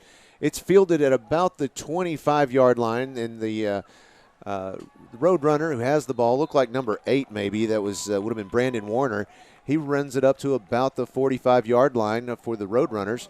And so that's where they'll start their next offensive drive. Well, and this is just speculation here, but that type of kick, I'm almost wondering if they're hoping that one of the return men will accidentally put his hand on the ball and knock it down or knock it off course, and then just leave everyone on his team scrambling for it and get the Bruins enough time. That time, no one took the bait. So we have first down from the 44-yard line of the Roadrunners. There's the snap to Casey. He hands off immediately to number 3, Kamarian Sneed, and he runs the ball up to about the 46-yard line. That'll be about a 2-yard gain for the Roadrunners. It'll be second down, about 8 yards to go. That's the kind of stop you want to see from the Bruins on that first play. Don't give them 4 or 5 yards like they've gotten the past 2 series and just try to shut it down early on. So that was number 14, Jake Terry, with the stop. Here's second down, 7 yards to go for the Roadrunners from their own 47-yard line. 4:47 on the clock in the second quarter. There's the snap. Handoff right down the middle. Not sure. Let's see. We've got quite a pile up there. Not sure who was carrying on that drive. But he was met by the entire offensive line where he stopped at about the 49-yard line of the Roadrunners. I believe that was number 2. He was definitely initially hit by number 27, Cameron Malone. Oh, nope, that's number 27, Clinton Wilson. There's the snap. He's going to pass down the left side of the field. There is no one there to receive it. That was good defense by number 15. Zach White. Zach White. He was on top of the receiver and may have gotten lucky to get away with the pass interference, but no flags, no harm, no foul. I suppose so. There'll be fourth down, 5 yards to go from the 49-yard line of the Roadrunners. They're still on their side of the 50-yard line. Just barely. There is a flag, unsportsmanlike conduct against the Roadrunners. I think they might have been upset about the non-call there then, because probably fussing at the ref for missing the I think that contact. call was against their head coach there. I'm not sure. Well. So that will back them up. That's going to hurt them quite a bit on that 4th down attempt. So they'll spot the ball at about the 34-yard line of the Roadrunners.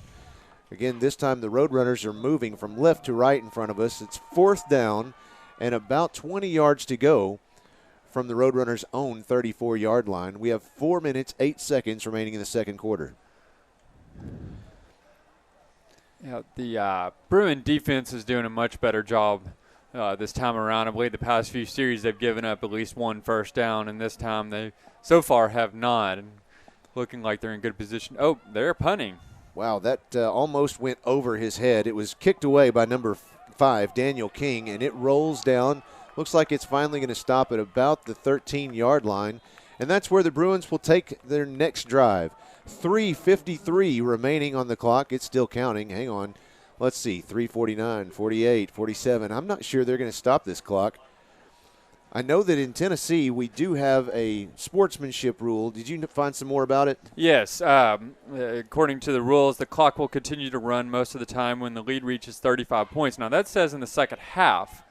Apparently, they did not get that memo. It is stopped now. We can apply it to the second quarter. Sure, yeah. Why not? So 3:39 is where the clock stopped. The Bruins still leading the Ridgeway Roadrunners 42-7, and here comes the next drive for the Bruins. There's the snap. Bratcher hands off the ball and looks like the runner is stopped after about a 1-yard gain. It was Woods. Isarius Woods with the carry. Yes, and they looked like they were just trying to go for what worked the last drive, just running up the middle and let the big men open up some holes for him, but the Roadrunners were ready for it. Number 45, Donald Hudson with the stop. 3:14 on the clock. There's the snap to number 16 now, Nolan Bruffett, and the quarterback. There's a flag on the play.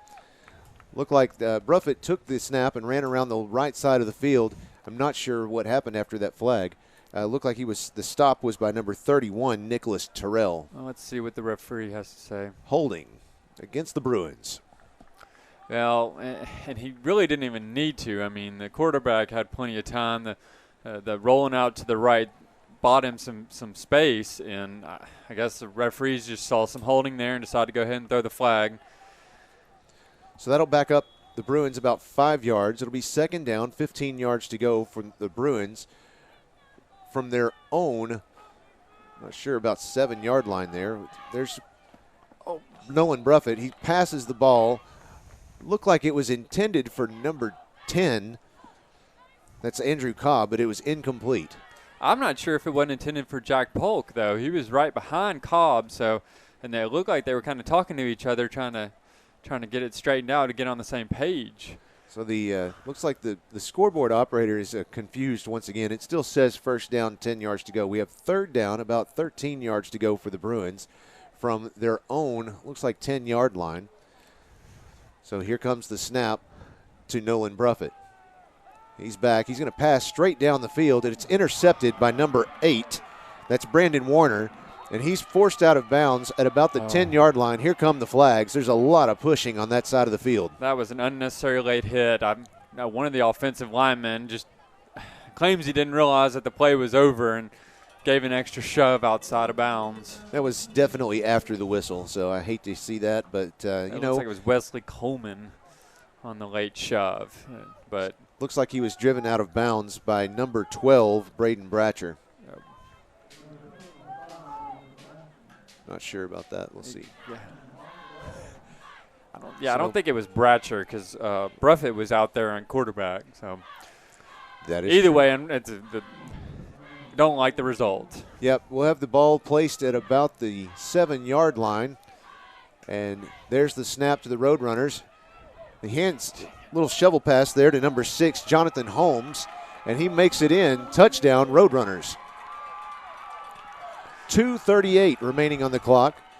Pulaski Academy still leading the Ridgeway Roadrunners 42-13. Oh, and that's not what you want to see after the the Bruins, it looked like they were kind of running away with the game. You don't want to see the Roadrunners have some hope and try to get it back in. They're down trailing 28 points now as opposed to 35. I mean, it's still, 4 touchdown difference, but just so don't. 2:38 remaining on the clock. You have Ridgeway. You've got a player running off the field in a hurry. He didn't realize he wasn't supposed to be in that play, obviously. So they're out there ready to kick the point after attempt. It's good, up off the foot of number 30. We don't have a name for 30 on the roster, but he obviously did a good job kicking the ball there. And it was interesting. We had the defense that jumped through. I'm not sure. Did they jump early? No, I think they tried to block it. I mean, maybe in Tennessee you can do that. As my understanding, in Arkansas you can't try to block the extra point, or is that No, you can. It's just we didn't in that scrimmage. Okay, that's what it was. All right. So 2:38 remaining on the clock in the second quarter. Bruins leading 42-14 against the Ridgeway Roadrunners. And the Roadrunners taking their time to kick off the ball. We've got lots of dancing up here in the stands. There's even, is that a teacher down there? I'm not quite sure. Yeah, it is. He's a band director, I'm guessing, down there with a tie on, and he's showing the dance team how to really do it. He might be their choreographer. I'm not sure. Are you picking up any hints or tips? I am. I think I'm going to use those next Saturday. Here comes the kickoff by number 6 of the Roadrunners. That's Jonathan Holmes. The ball is fielded by number 1, Mason Cobb, at the 15-yard line. He's going to run up to the 20, to the 25. He's going to run to the 30. The 34-yard line is where he's finally stopped by number 36 of the Roadrunners. That's Montrell Jones. So the Bruins will take possession at about the 36-yard line. That was an excellent stiff arm by Cobb there. Bought himself another 7 or 8 yards before he was pushed out of bounds. So we got 2 minutes and 27 seconds left in the half, with the Bruins leading 42-14 with the ball at their own 33-yard line. All right, so the 2 minutes, 27 seconds on the clock. The ball is on the 33-yard line. First down, 10 yards to go. There's Nolan Bruffett with the snap. He passes. It's complete. Can't see who that is that it's complete to from here. Let's see. That's complete to Henry, and he's dropped by 2 of them, 2 of the Roadrunners at the 50-yard line. That'll move the chains for the Bruins. I don't think it was so much dropped as they were piggybacked on him for about 7, 8 yards before they finally brought him down. He is a big fella. That's the technical term. He's a big fella. So first down, 10 yards to go, 2:11 on the clock. It's ticking. There's the snap. It's a handoff to number 30, Isarius Woods. He's tripped up at about the 40-yard line. Whoa. That will move the chains. I thought they were the referee on the far side of the field. It looked like he was signaling that the ball was going the opposite direction. No, he was giving the chain gang the signal to move. So it's 1st and 10 from the Roadrunners' 38-yard line for the Bruins. 1:53 on the clock and counting. Here comes the snap to Bruffett. Woods in motion. There's the snap. He passes across to Henry, and he's pushed out of bounds at about the 39-yard line. No gain. About a 1-yard loss on the play. And Henry is shaken up there. He took a hit. He did. He was not looking for that one. He was hit by number 31 of the Roadrunners. That's Nicholas Terrell. He's going to get checked out, it looks like. Yeah, the ball was thrown just a little bit out front of him, and he just couldn't bring it in before he got hit and took a shot to the chest. Hopefully he's just short of breath. So Bruffett in the shotgun position. He has 2 receivers right, 2 receivers left, and he's going to look to his left. There's the pass. It's incomplete. It was intended for Mason Cobb, number 1. And number 55 for the defense was rushed the pass, and Bruffett just couldn't make an accurate one to find the open man. That is Antonio Smith.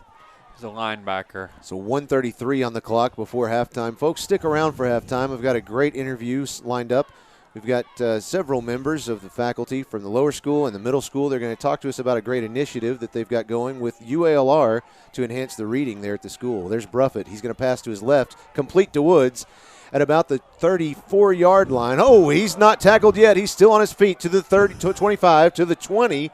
Looks like he's finally stopped at about the 21-yard line. That's going to move the chains for the Bruins. He was finally stopped by number 36 of the Roadrunners. That's Montrell Jones. Well, if there are any college scouts watching this game, they're going to have some highlight footage to see from Mr. Woods. When they say don't stop moving your feet, that was it. That's what you do. He did not. He may have over 100 yards of total passing, receiving, rushing. So there's the snap to Bruffett. He's going to pass to his right over to number 10, Andrew Cobb. Believe that's right. Yep. Well, and what I like to see was number 18 and number 2 for the offense. They were already turning around and ready to block for him, and unfortunately he just slipped and couldn't find his footing and didn't pick up as many yards as he wanted to. So it's about a 3-yard gain for the Bruins. Second down, 7 yards to go from the Roadrunners' 22-yard line. There's the snap. There's a flag before the snap. Looks like that's going to go against the Roadrunners. Not sure. There it is, encroachment. I did not see who was. I did not see the motion either. It must have been just someone lined up. That happened at the previous game against the Harbor. They actually just had a guy lined up too far in the neutral zone, and so that might have been what happened there. So second down, about a yard to go from the 14-yard line. There's the snap to Bruffett. He's going to pass to his right. It's complete. Is that Henry over there? It looks like it's complete to Henry at about the 5-yard line. He's stopped by number 31, Nicholas Terrell. Keep hearing that name on defense.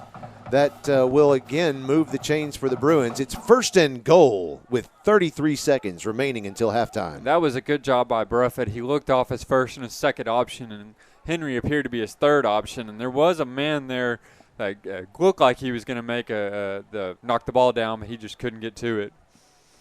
So there's the snap to Bruffett. He's going to shovel pass to Henry. He's going to run around the right side. Flags coming in, and Henry is forced out of bounds at about the 5-yard line. Let's see what this penalty flag is for. It was right near where the handoff took place, and Henry had some running room over there. Hopefully they didn't get him for. Well, I missed the call there. So number 45 of the Roadrunners, that's Donald Hudson on defense there. It looks like they're going to back up the Bruins. That must have been a holding penalty. Still waiting on the white hat to give us a signal. Nope, not going to do it. We're just going to move the ball. That works too. So they'll place the ball at about the 14-yard line. First and goal for the Bruins. Here comes the snap to Bruffett. He's got Woods to his right. He's got receivers downfield. He's looking to his left. That's the end of the first half. There it is. Pass is complete to Andrew Cobb. Touchdown, Bruins. That's a great way to end the first half. Very, very good way to end the first half, and it's a really smart play to just go ahead and go for the end zone there, go close to the end zone. The runner made the yards after catch to pick up the touchdown. Let's go ahead and let's get Coach Madison Taylor in here to talk about the first half. Coach, you have to be happy with the way the Bruins are looking. What are some of the things? I mean, there's always room for improvement. What's some things you're looking at right now? Well, I mean, where we've struggled is just missing tackles. You know, we've been blitzing guys and getting in the backfield and just kind of overrunning things. And, you know, coming off the bye week, you know, you don't make excuses, but I think that's just, you know, going an extra week without, you know, live competition. We knew it would take us a little bit to get in the groove. But, you know, overall, I think our corners have made a couple good plays. And they have some really good athletes, which have, you know, kind of extended some things. And, you know, but, you know, again, I think we've overall come out and played a decent half of football. But, you know, at Pulaski Academy, we want to be great, not good. So, you know, right now we got to get a lot better. So. All right, Coach. Thank you very much, and we'll be excited to see what happens in the second half. All right, thank you. Sounds good. Appreciate you. Thank you very much. All right, folks, so after the point-after attempt, Pulaski Academy is leading Ridgeway Roadrunners 49-14. We'll be right back after a few messages, and we've got a great interview set up with, again, some of the faculty and staff from the lower school and middle school of Pulaski Academy to talk about a partnership that they've arranged with the University of Arkansas at Little Rock to enhance some of the reading there in the school. Can't wait to hear what they have to say. Come right back, and you're listening to Pulaski Academy Football on 101.1 FM, The Answer.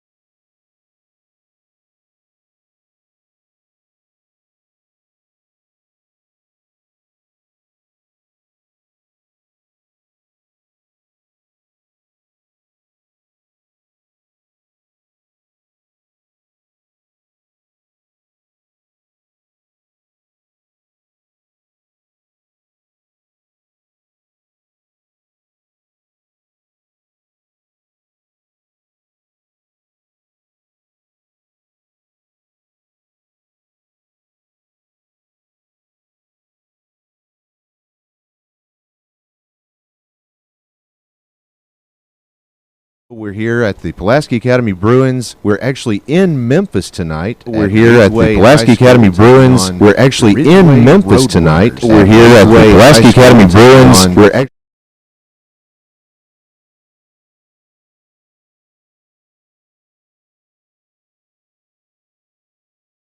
Welcome back to our halftime show. We're here at the Pulaski Academy Bruins. We're actually Welcome back to our halftime show. We're here at the Pulaski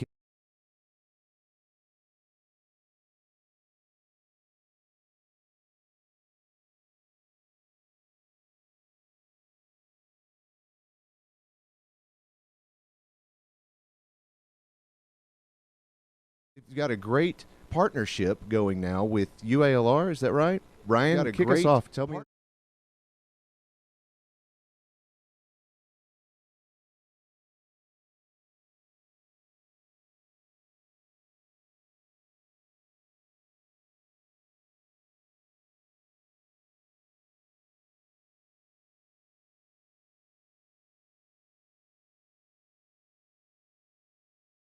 As well. So, Dina, tell me some of the things that you're doing in class to So, Dina, tell me some of the things that you're doing in class. Yes, we're using what was good and we're making it great. Yes, we're by integrating what our reading with our language and we're making it writing with our grammar.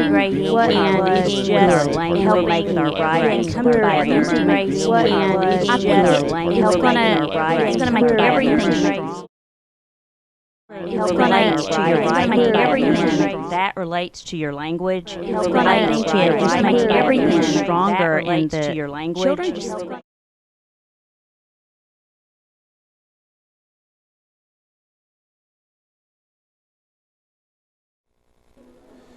Well, it sounds like we're having some technical difficulties there. So let's go ahead and take another. Sounds like we're having some technical difficulties there. So sounds like we're having lots of technical difficulties. Like we're having some technical difficulties. Let's go ahead and take another 3-minute break. We'll be right back. Sounds like we're having some technical difficulties. Let's go ahead and take another 3-minute break. We'll be right back. Sounds like we're having some technical difficulties. Let's go ahead and take another 3-minute break.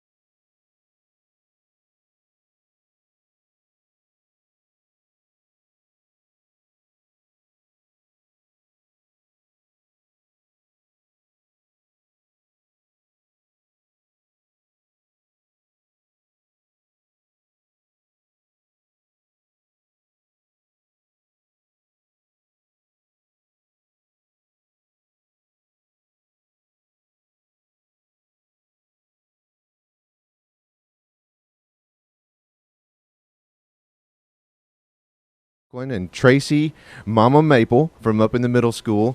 You know, you've got a great partnership going now with UALR, is that right? Ryan, kick us off. Tell me a little bit more about this partnership.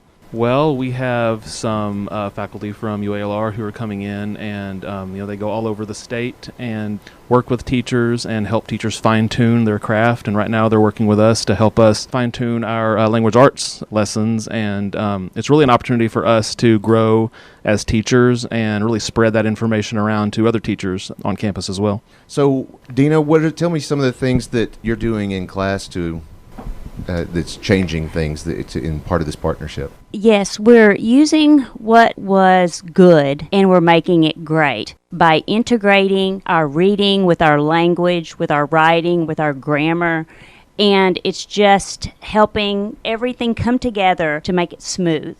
I think it's gonna make everything stronger. When your reading relates to your writing and that relates to your language, I think it just makes everything stronger, and the children just seem to pick up and understand it so much better. Tell me, looking at Miss Maple, what are you doing in the middle school? How do you apply these same concepts there? Well, in the middle school, it's a little different than the lower school because Ms. Fitz and I have to work together as a team because we are double blocked. She focuses on the reading comprehension, and I focus on the grammar and the writing.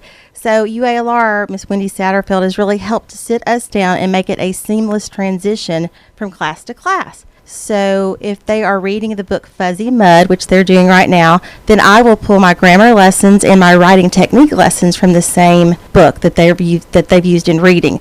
The reason that we do that and the importance of it, because they can look at the book through a reader's lens, and they come to my room and they look at it through a grammar perspective. They already have the comprehension there, so it's such a great opportunity for them to not only increase their grammar knowledge, their word acquisition, and their writing technique. Just using that different lens helps to grow them as writers.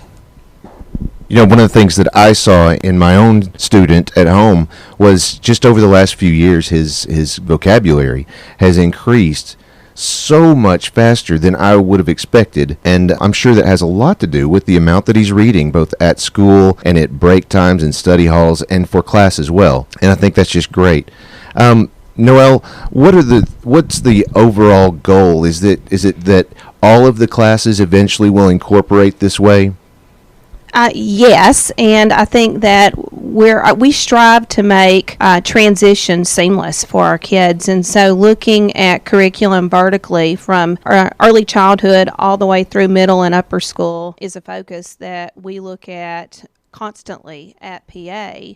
And as a division head, that's something that I work with not only my teachers with in lower school, but I work with the divisions around me in early childhood and in middle school to ensure that what we're doing in lower school, because we are the kind of the middle child, that along with middle school, that we are making sense of what we're doing as the kids continue to grow, and as their skills grow, so is our expectation for them.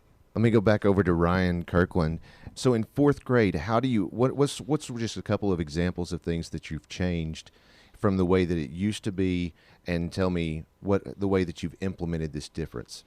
Well, I think the amount of text we have in our classrooms over the last few years has grown exponentially. We are providing students with books that they're interested in reading and absolutely surrounding them with texts. We are giving them a lot of choice into what they read. In fourth grade, I know, and even in third grade, we are organizing our reading workshop around literature circles and book clubs, and we're giving students books that they're interested in reading and putting them in groups and having them discuss those books. You know, teachers are reading the books that the students are reading, and we're book talking those books. And so that enthusiasm and excitement is really contagious, and we've seen that over the last few years with the amount that our students are reading. It's just really grown a lot. I'm sitting here this evening with the lower school principal, Noelle Brewster, and several of the faculty members from around Pulaski Academy. We've got Dina Pickle, Ryan Kirkland, and Tracy Maple here. Let's go ahead and take a quick break, and we'll come back with them in just a moment. You're listening to Pulaski Academy Bruin Football on 101.1 FM, The Answer.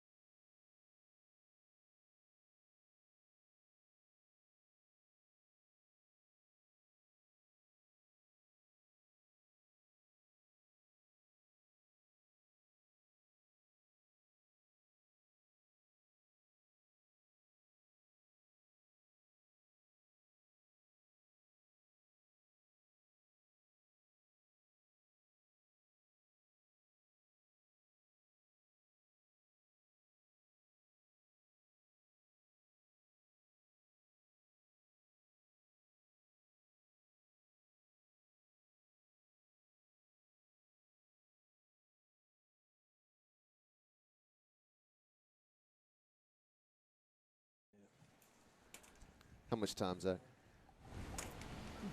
Thank you, sir. You're the man. Yeah.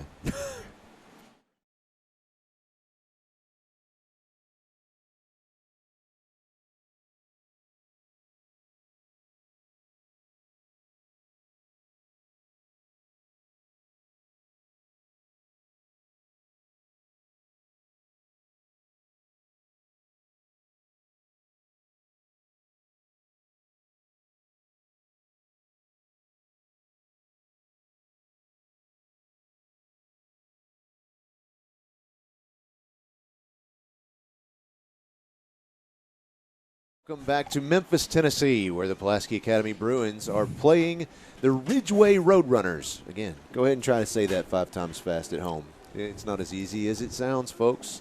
So we have about 2 minutes remaining before we kick this thing off. We've got the teams back on the field to start the second half. They're getting warmed up.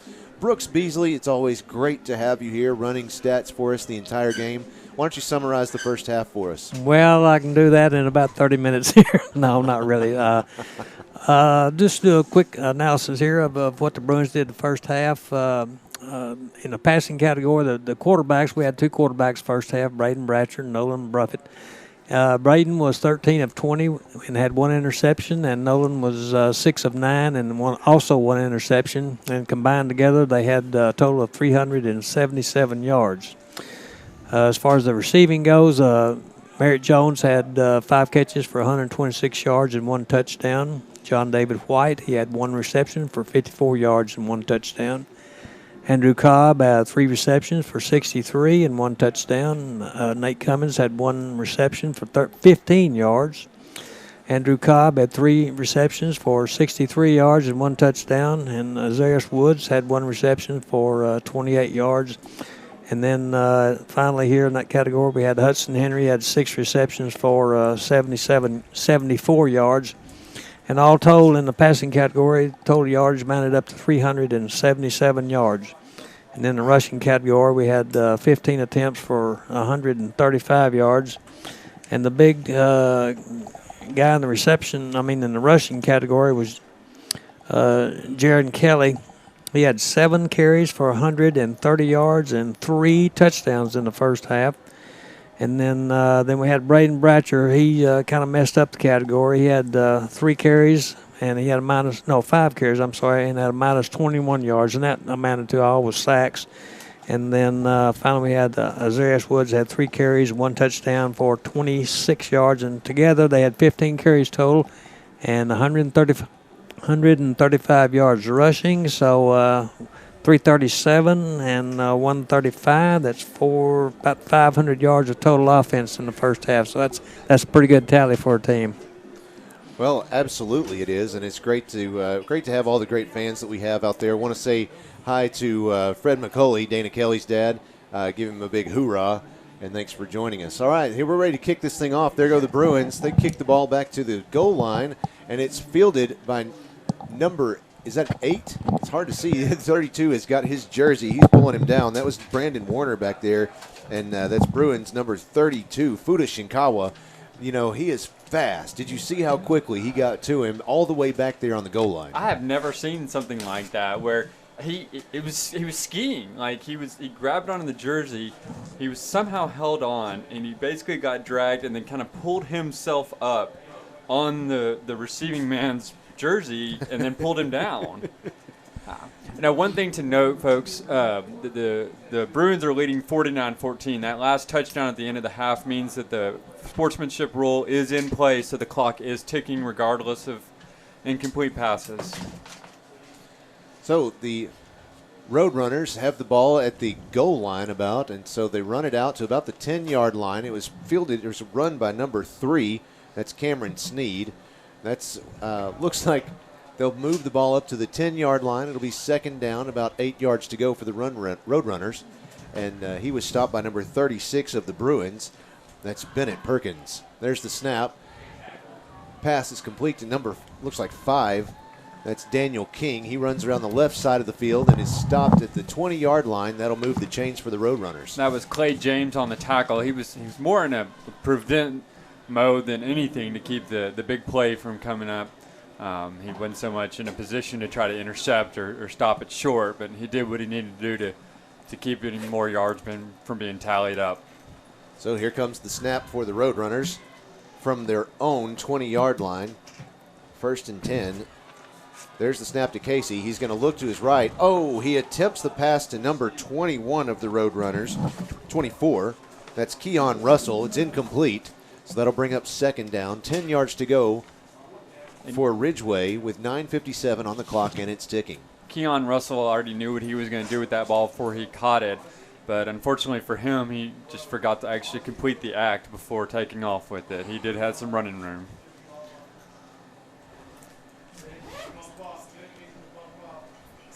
And the snap in the passes to number 3.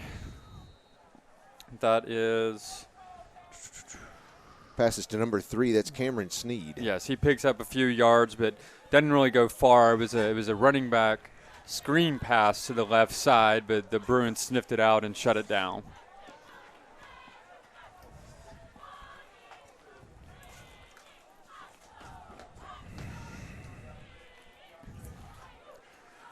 So we're looking at 3rd down and about 10. Yeah, 3rd down and 10 at the Ridgeway Runners 21-yard line.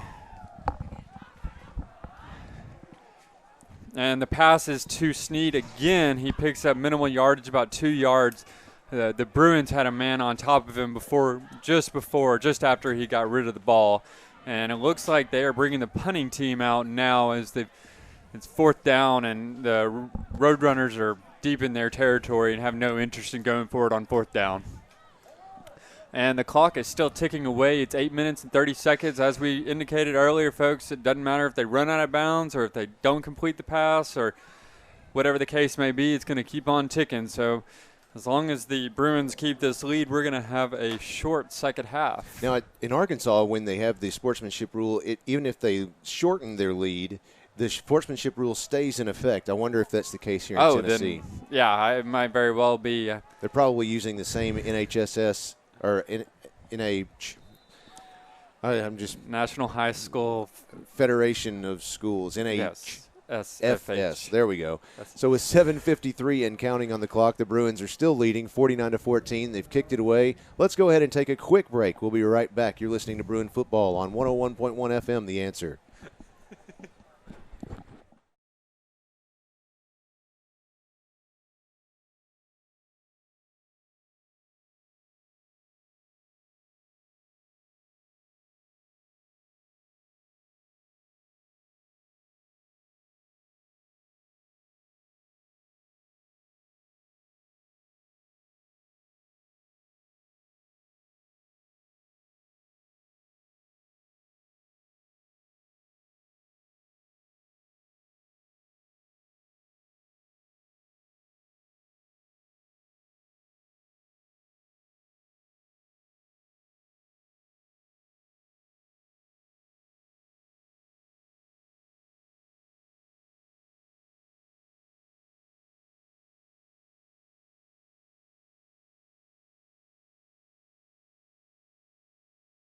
So the momentum continues in the second half.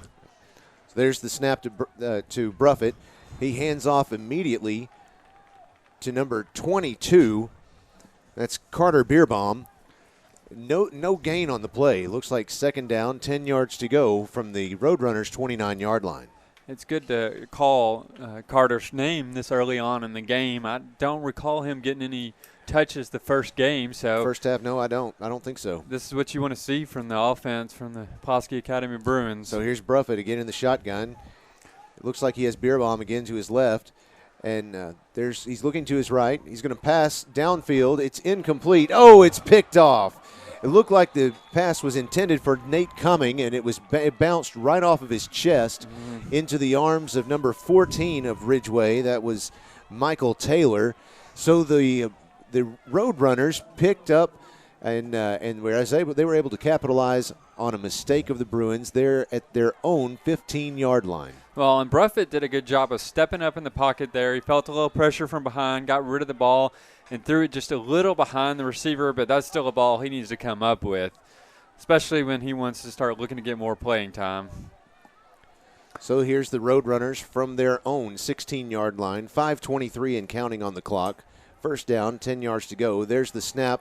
Casey's going to keep it this time, and he's met by the Bruins at the Roadrunners' 30-yard line. He's stopped by number 23. That's Kendall Pickett, and that'll move the chains for Ridgeway. Yeah, I mean, it looks like we're seeing the second stringers and third stringers out there for the Bruins at this point. Meanwhile, appears the Roadrunners are still running with their first team. So here's the snap to Casey. He's looking to his left. There's the pass. It's complete to number 17. That's Reginald May. He gets stopped at the the Roadrunners' 45-yard line. And that'll move the chains for the Bruins. That was a good second effort by him. Unfortunately, there was a missed tackle by the Bruins. We've seen a few too many of those tonight. Hopefully they can clean it up. We have a technical issue here with our audio. It looks like the Roadrunners have picked up a little momentum. The pass was to the left side and picked up about 9 yards. But they did not pick up the first down. So they're at 2nd and 1 yard right at the 46-yard line of the Bruins. The pass is to the left side. The pass is complete to, looks like it's complete to number 3. That's Cameron Sneed. He's brought down at the 35-yard line of the Bruins. So that'll again move the chains. The Roadrunners have started to march down the field. Yeah, they certainly have some momentum here, and they got the Bruins on their heels. Sneed, we've called his name a few times, both in the backfield and in the slot position. There's the snap to Casey. He's looking down the field to the right side. His ball is in the air, and it's, bounced out of the arms of number 11. That's Cameron Camo. It's incomplete. He was in the end zone. He was covered by the Bruins. 3:17 on the clock in the third quarter. That's got to be frustrating for Como. He had enough of it that he should have come up with it, and he just probably overthinking it too much. And that ball hit him right in the numbers. Bruins got real lucky there. So second down, 10 yards to go for the Roadrunners on the Bruins' 35-yard line. There's the snap to Casey. His pass is complete to number 7, Jalen Monger, and he makes a 5-yard run to the 20-yard line where he's stopped by number 28 of the Bruins. That's Drew Johnston. 2:43 remaining on the clock. It'll move the chains. Another first down for the Roadrunners. That was a well-executed slant pass across to the left side. There's the snap to Casey. He's looking to his left. There's the pass. Oh, no. He's looking out there in the end zone, and it's complete to number 7. That's Jalen Monger. Touchdown, Ridgeway. That was, I believe, it was number 22 for the Bruins on the coverage. He just lost his man. He did not realize. He thought they was running a curl, and he ended up running a go route right to the end zone. It was a real good catch by the Roadrunner receiver over his shoulder to come up with that. The good news is that the Bruins are still ahead by 29 points and probably 28 pending this extra point attempt. Yeah, that's true. The Bruins leading 49-20 here in Memphis. And here comes the point after attempt. There's the kick. Another almost got number 20 of the Bruins almost got a hand on it. That's Layden Smith, but the kick is up and it is good. So now the Bruins continue to lead. However, 49-21 against the Ridgeway Roadrunners. We'll be right back. Take a short break. You're listening to Bruin Football on 101.1 FM. The Answer.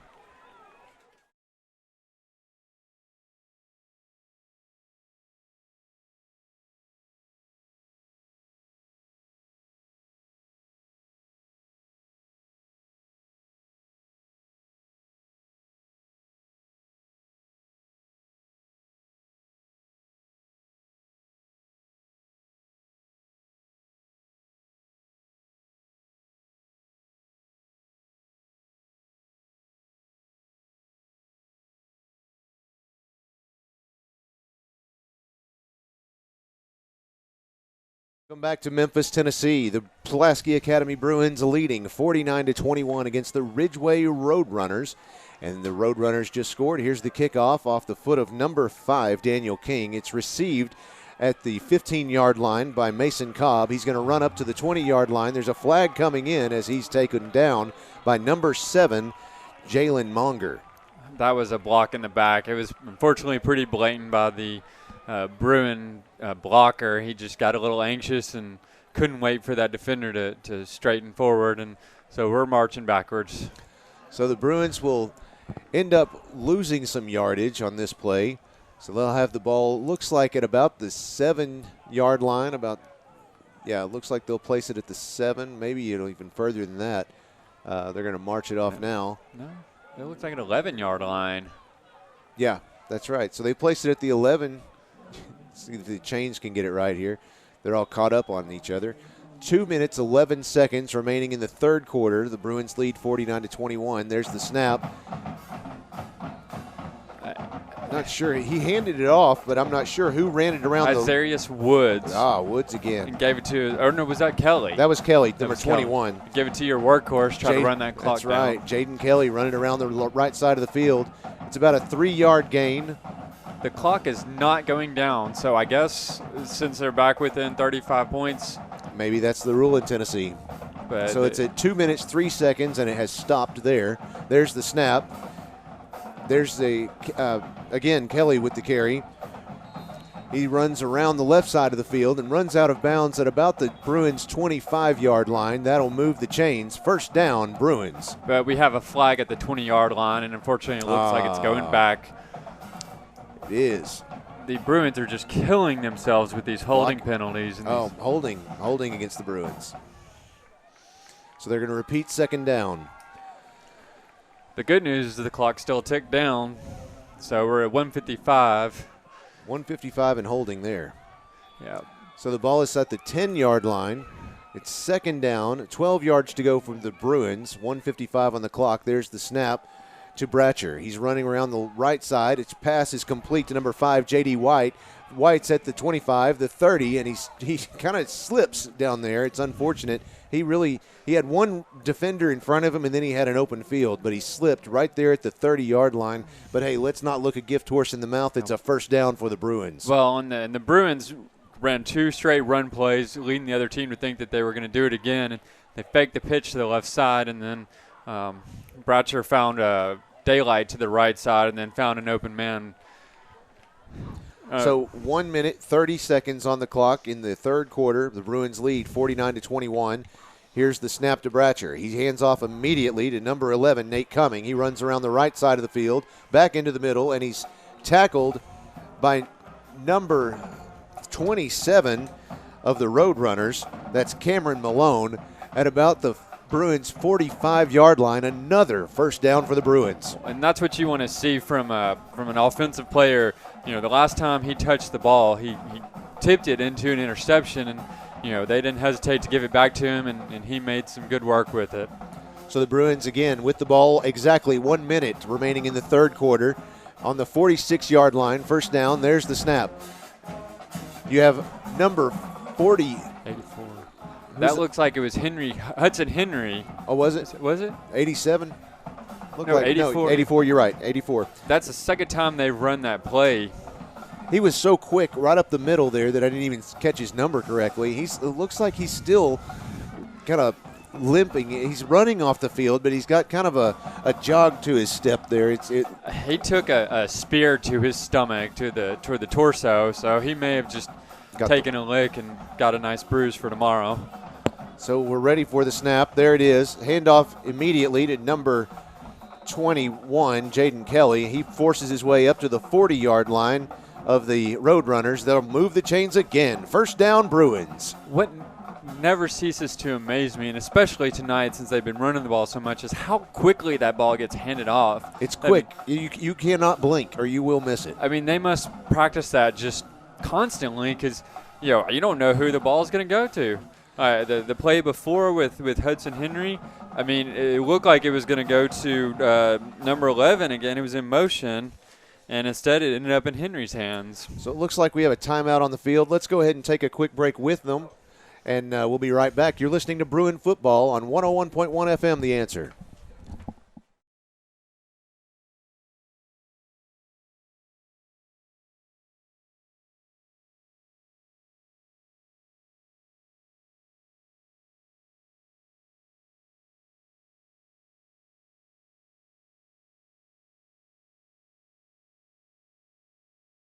Welcome back to Halley Stadium. Did I say that right? Yes. There we go. I keep thinking I'm going to say it wrong here in a moment. Welcome back to Halley Stadium here in Memphis, Tennessee. The Pulaski Academy Bruins leading the Ridgeway Roadrunners 49-21, and we are at the end of the third quarter. Looks like they let it count down without anyone on the field. I'm very confused on what is going on. We left a moment ago. It looked like they had a timeout with 11 seconds on the clock. We weren't sure why. But while both teams were off the field, then it counted down to 0. So, you know, we're just going to roll with it here. That's what you got to do, right? Here we are in the fourth quarter.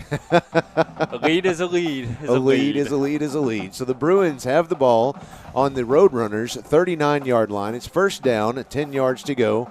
And we're waiting for the clock to actually reset to, it still says 0. The officials are looking up at the press box with their, I'm not kidding right now, the white hat has his hands on his hips. And now there's a horn, and he's set it to 12 seconds, 12 minutes, and it's counting. We'll just go with it. Why not?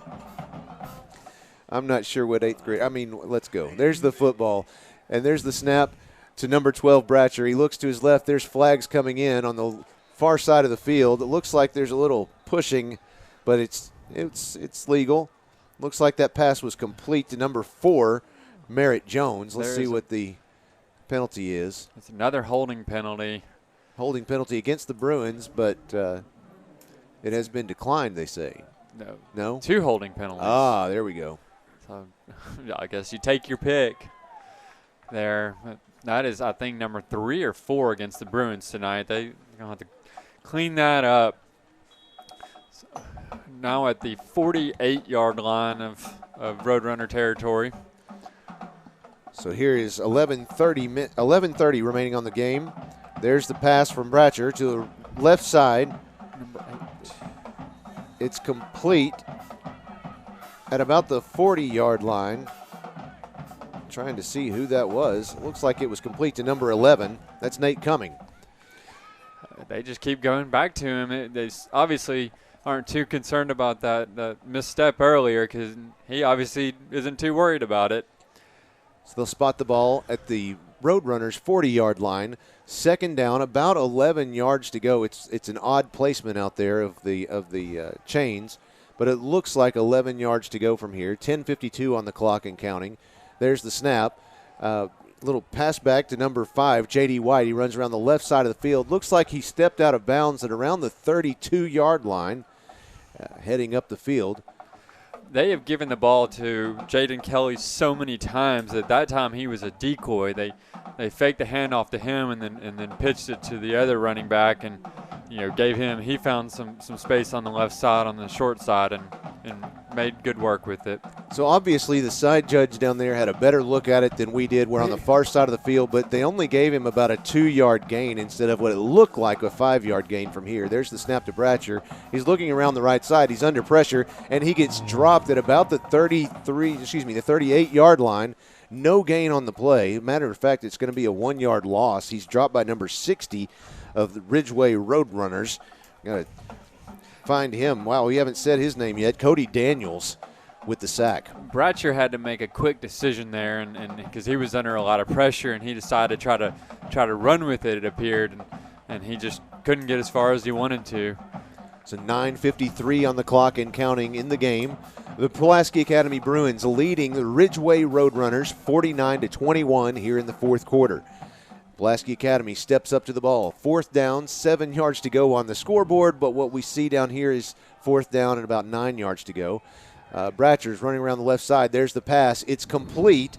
Let's see. That'll give us a first down. It's complete to looks like number 5, J.D. White. That was an excellent catch. He lined himself up perfectly, got just beyond that first down marker, and caught the ball, fell out of bounds. You know, it was hard to see from here. It looked like he very well might have been out of bounds, but of course they wouldn't have called it a first down if otherwise. But that was the one thing that had me kind of waiting to see what the actual call was to make sure he was in bounds. Here's the snap to Bratcher. He hands off immediately to Woods. He runs around the left side of the field and is brought out of bounds at about the 23-yard line by number 36, Montrell Jones, and 31, That's Nicholas Terrell as well with the tackle. And seem to have picked up some momentum, picked up some speed here, and hopefully they can keep the ball moving and the clock running, and they can get out of this game and with the lead. So 8:57 on the clock. Here comes second down, 6 yards to go for the Bruins from the 23-yard line of the Roadrunners. There's Bratcher with the pass. He's going to the right side, complete to Mason Cobb. He's brought down at the 30-yard line, even though that pass is complete. And it looked nice. It's about a 6-yard loss for the Bruins. It's dropped by number 9, Jeremy Bryant. Very rarely do you see slow developing plays by the Bruins, and that was a slow developing play. It really was. They relied on a couple of blocks that needed to be made, and just they weren't made. And there was too much time for the Roadrunner defense to get in place to make the stop there. So with 8:20 remaining on the clock, the Bruins have the ball on the Roadrunners' 29-yard line. Third down, 12 yards to go. Bratcher's looking to the sidelines for the play. He has one receiver right, 2 left. There's the snap. Woods is down the left side. He's looking to the right. He's going to keep it, it looks like. He's facing a lot of pressure at the 30-yard line. He's stopped at about the 32-yard line by number 40 of the Roadrunners, who is unnamed on the roster. Number 18 for the Bruins was wide open in the end zone, but there was just too much going on and too much pressure. Bratcher couldn't see him. I mean, right. He had to have been the case because he was waving his hands all by his lonesome in the end zone. So now the Bruins with 7:25 and counting on the clock from the 33-yard line. Fourth down, 15 yards to go. There's the snap to Bratcher. He's looking to the left side. There's the pass. It's complete. He's at the 10, at the 5. Touchdown, Bruins. Who is that masked man? I can't even see his number. Turn this way. He wants to be That's unknown. number 2. That's Jack Polk out there with a touchdown. Let the man stay anonymous. There's a reason. Who is that masked man? It's 7:09 on the clock. The Bruins strike again. That was a beautiful ball by Bratcher. I mean, there was a defender over there, and he threw it just right over his hands. I think we've seen that happen about 3 times tonight. So now number 8 comes out again, Clay James, to kick the point after attempt. And the kick is up, and it's good. So with 7:09 remaining in the game, the Pulaski Academy Bruins leading the Ridgeway Roadrunners 56-21. You're listening to Bruin Football. Let's take a quick break on 101.1 FM, The Answer.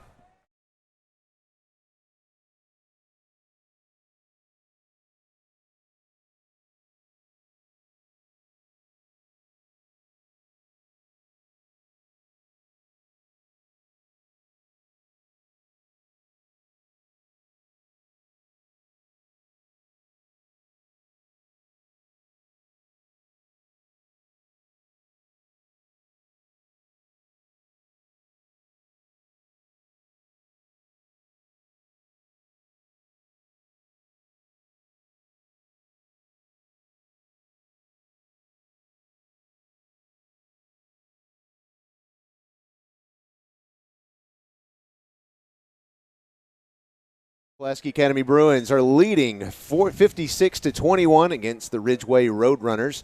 And I want to make sure that we thank our in-studio producer, Zach Thomas, our video producer, Christina Carroll, Chris Amsler, our audio technician and all-around great guy. We've got Brooks Beasley in here doing statistics, and George Carroll down on the sidelines giving us some cutaway shots tonight. If you're watching the live stream, that's my dad for you. Here comes Clay James with the kickoff. Whoa, he says, hang on, folks. Did you see what just happened there? He stopped his heels before he ever touched the ball, and there's a flag. How? I don't understand what just happened here. Did they call a timeout? Did they say that it was delay of game? Maybe the where's the white hat is giving us nothing.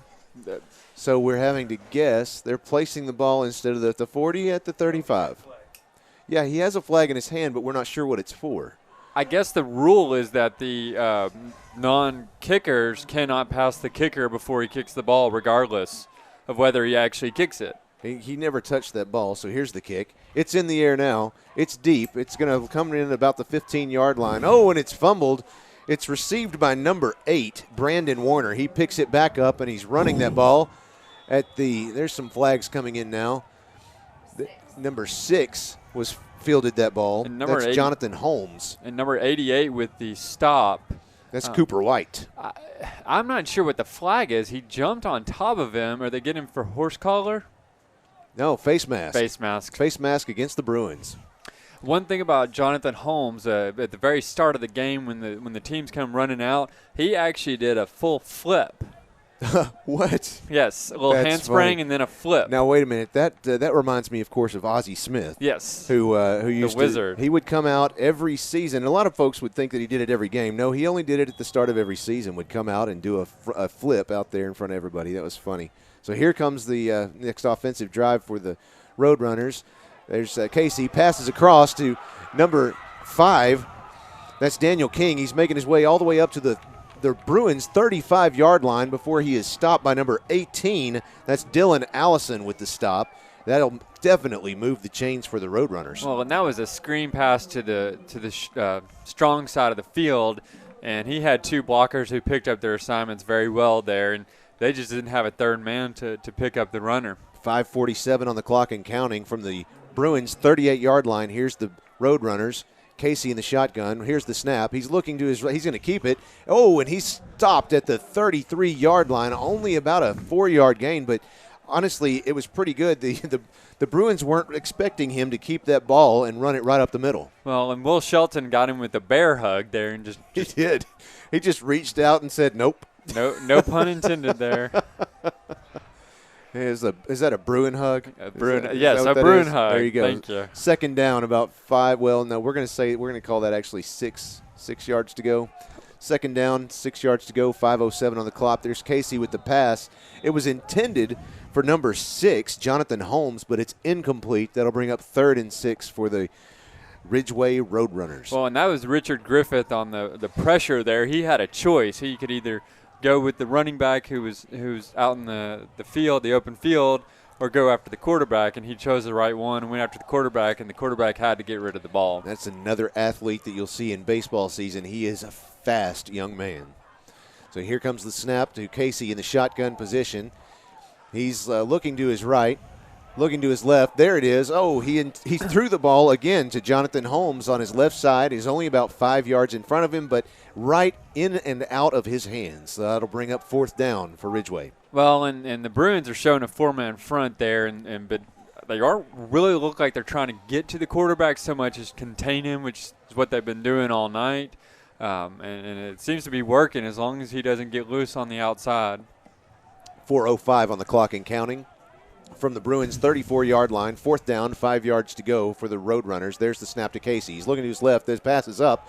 It's intended for number 5, Daniel King, and complete in the end zone. Touchdown, Roadrunners.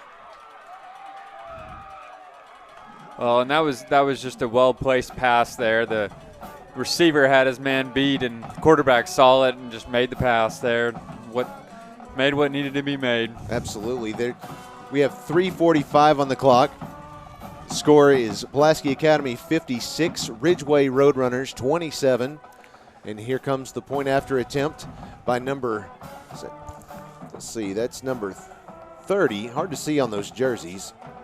Kind of blue and orange with an odd outline there. Yeah, it's going to come up off the foot of number 30, who again is unnamed on the roster. I mean, that's the kind of play that if you saw it in the first half, you'd be a lot more concerned. But sure, we're in the end of the game.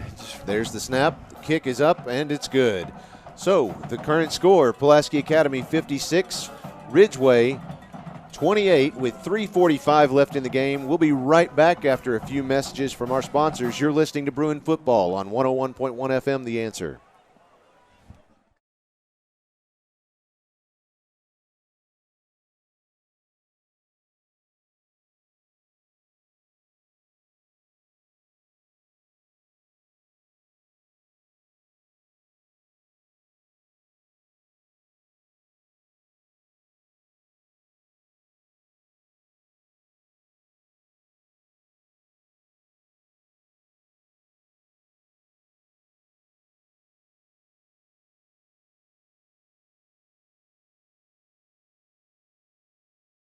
Tennessee at Holly Stadium. Did I say it wrong again this time? Hallie. There we go. I knew I was going to do it at some point tonight. Yeah. Hallie Stadium, Pulaski Academy 56, Ridgeway 28, with 3:45 remaining in the game. Well, and regardless of how this game turns out, which it looks like it's going to be a Bruin victory, the Roadrunners have definitely given the defense some things to work on, some things to think about in the coming week. It's what you want to see, though, for the rest of the season, though. There's the kickoff by number 5. That's Daniel King. The kickoff is received by number 4. That's Merritt Jones. 3? I think that might be 3. Braden Cash. And let me clarify, I'm not saying you want to see them give up points, but you want to see them at least not think, okay, we're only give up 6 points like the last game. Sure. You don't want them to think they're invisible. Or invincible, not invisible. Invincible.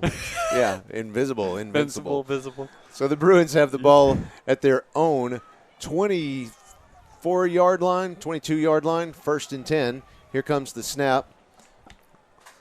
Looks like Bratcher is out. Nope, that's not Bratcher. That's Bruffett out there this drive.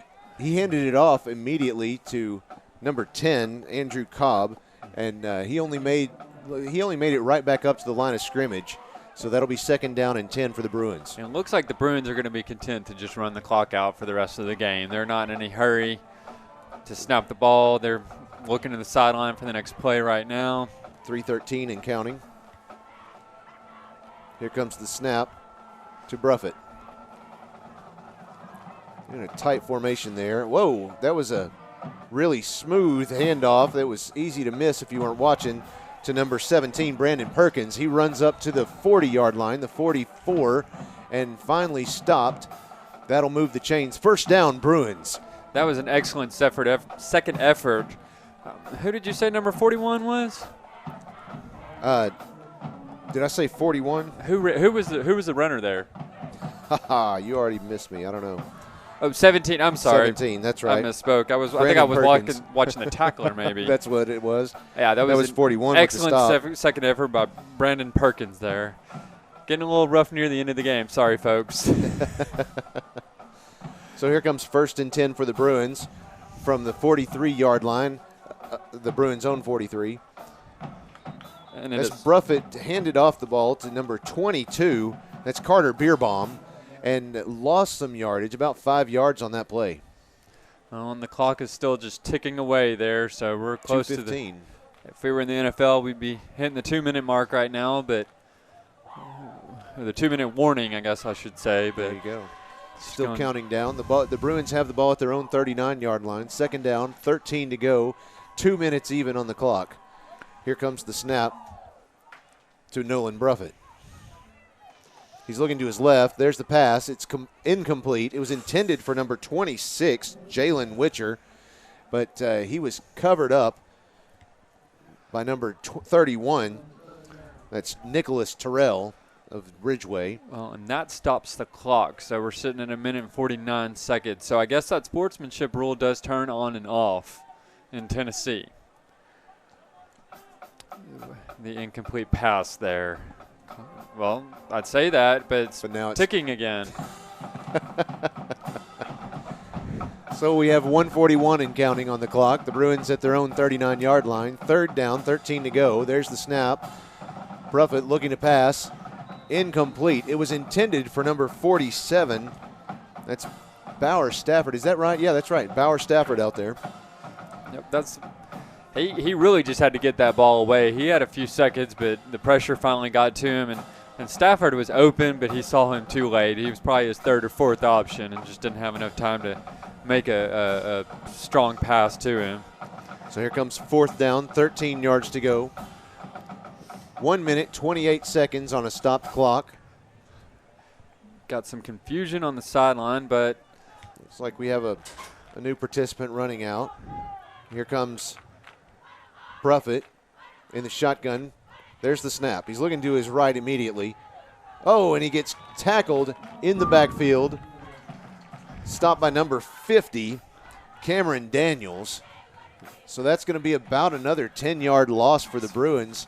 So the Roadrunners will take possession of the ball at around the Bruins' 30-yard line. With a minute and 20 seconds left in the half in the game. The way that they've come out and played this second half, I would not be surprised to see them turn this into some points here in the last minute. Oh, absolutely. Absolutely. They've really, honestly, the Roadrunners have come out and played a much better football game this second half than they did the first half. Yeah. So here comes first down, 1:20 left on the clock from the Bruins' 34-yard line. Pass is complete to number 5, Daniel King. He makes it up to the 22-yard line. There's a flag on the play. That's going to be holding. Yep, that is probably going to be holding on number 7 by the defense. He that screen play that they ran earlier to the left side, to the strong side, they tried it again, but looks like number 7 wrapped up his man, and there was a reason why we didn't get into him sooner. He just said holding against the Roadrunners. Yeah, that's number 7, the Roadrunners. Okay, yeah. Okay, I'm sorry. I thought you said number 7 latched on to his defender and opened up the running lane. Number 7's out there. Yeah, that's Jalen Monger. So we have first down, 15 to go.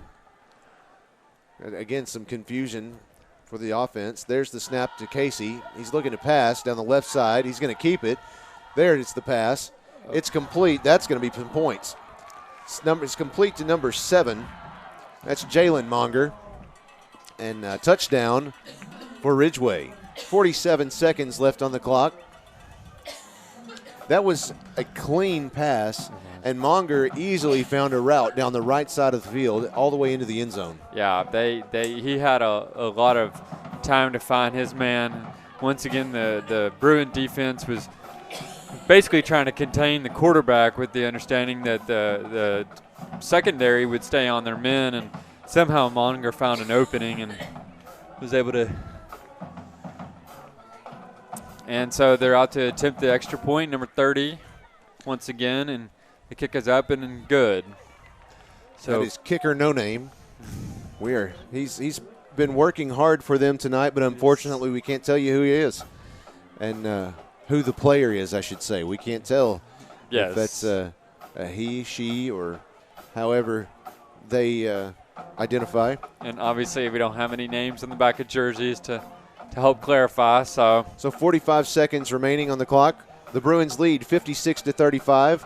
We're going to keep it right here. Looks like both teams are ready to kick off once again.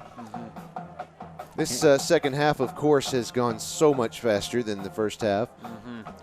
Yes, it has, and the Roadrunners have certainly got themselves back into the game somewhat if there was another quarter to go, but with 21-point lead and 46 seconds left. I expect to see a couple of kneel downs by the Bruins here, and for them to just run the clock out and head on back to Little Rock. That last offensive drive by the Bruins was the longest offensive drive on which they have scored in this game. It took 7 minutes off the clock, but of course that's because the clock hardly stopped. Yes. So it's really amazing to see that. But the rest of them have been mostly under a minute, and not another one has been over 2 minutes. So there's the kickoff. It's received by, number 3, I believe. That's Braden Cash. Who wisely just ran off the field, to the out-of-bounds line. And so he brings the ball up to the 20-yard line. The Bruins will have it 1st and 10. You got the defensive coaches going to go ahead and exit. Congratulations, guys. Safe travels back.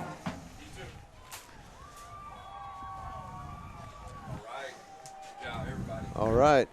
They're going to make their way out of the press box and go down there and huddle up the defense and tell them to all have a good night's sleep. Here comes the Bruins one last time. We've got 39 seconds remaining on the clock. There's the snap.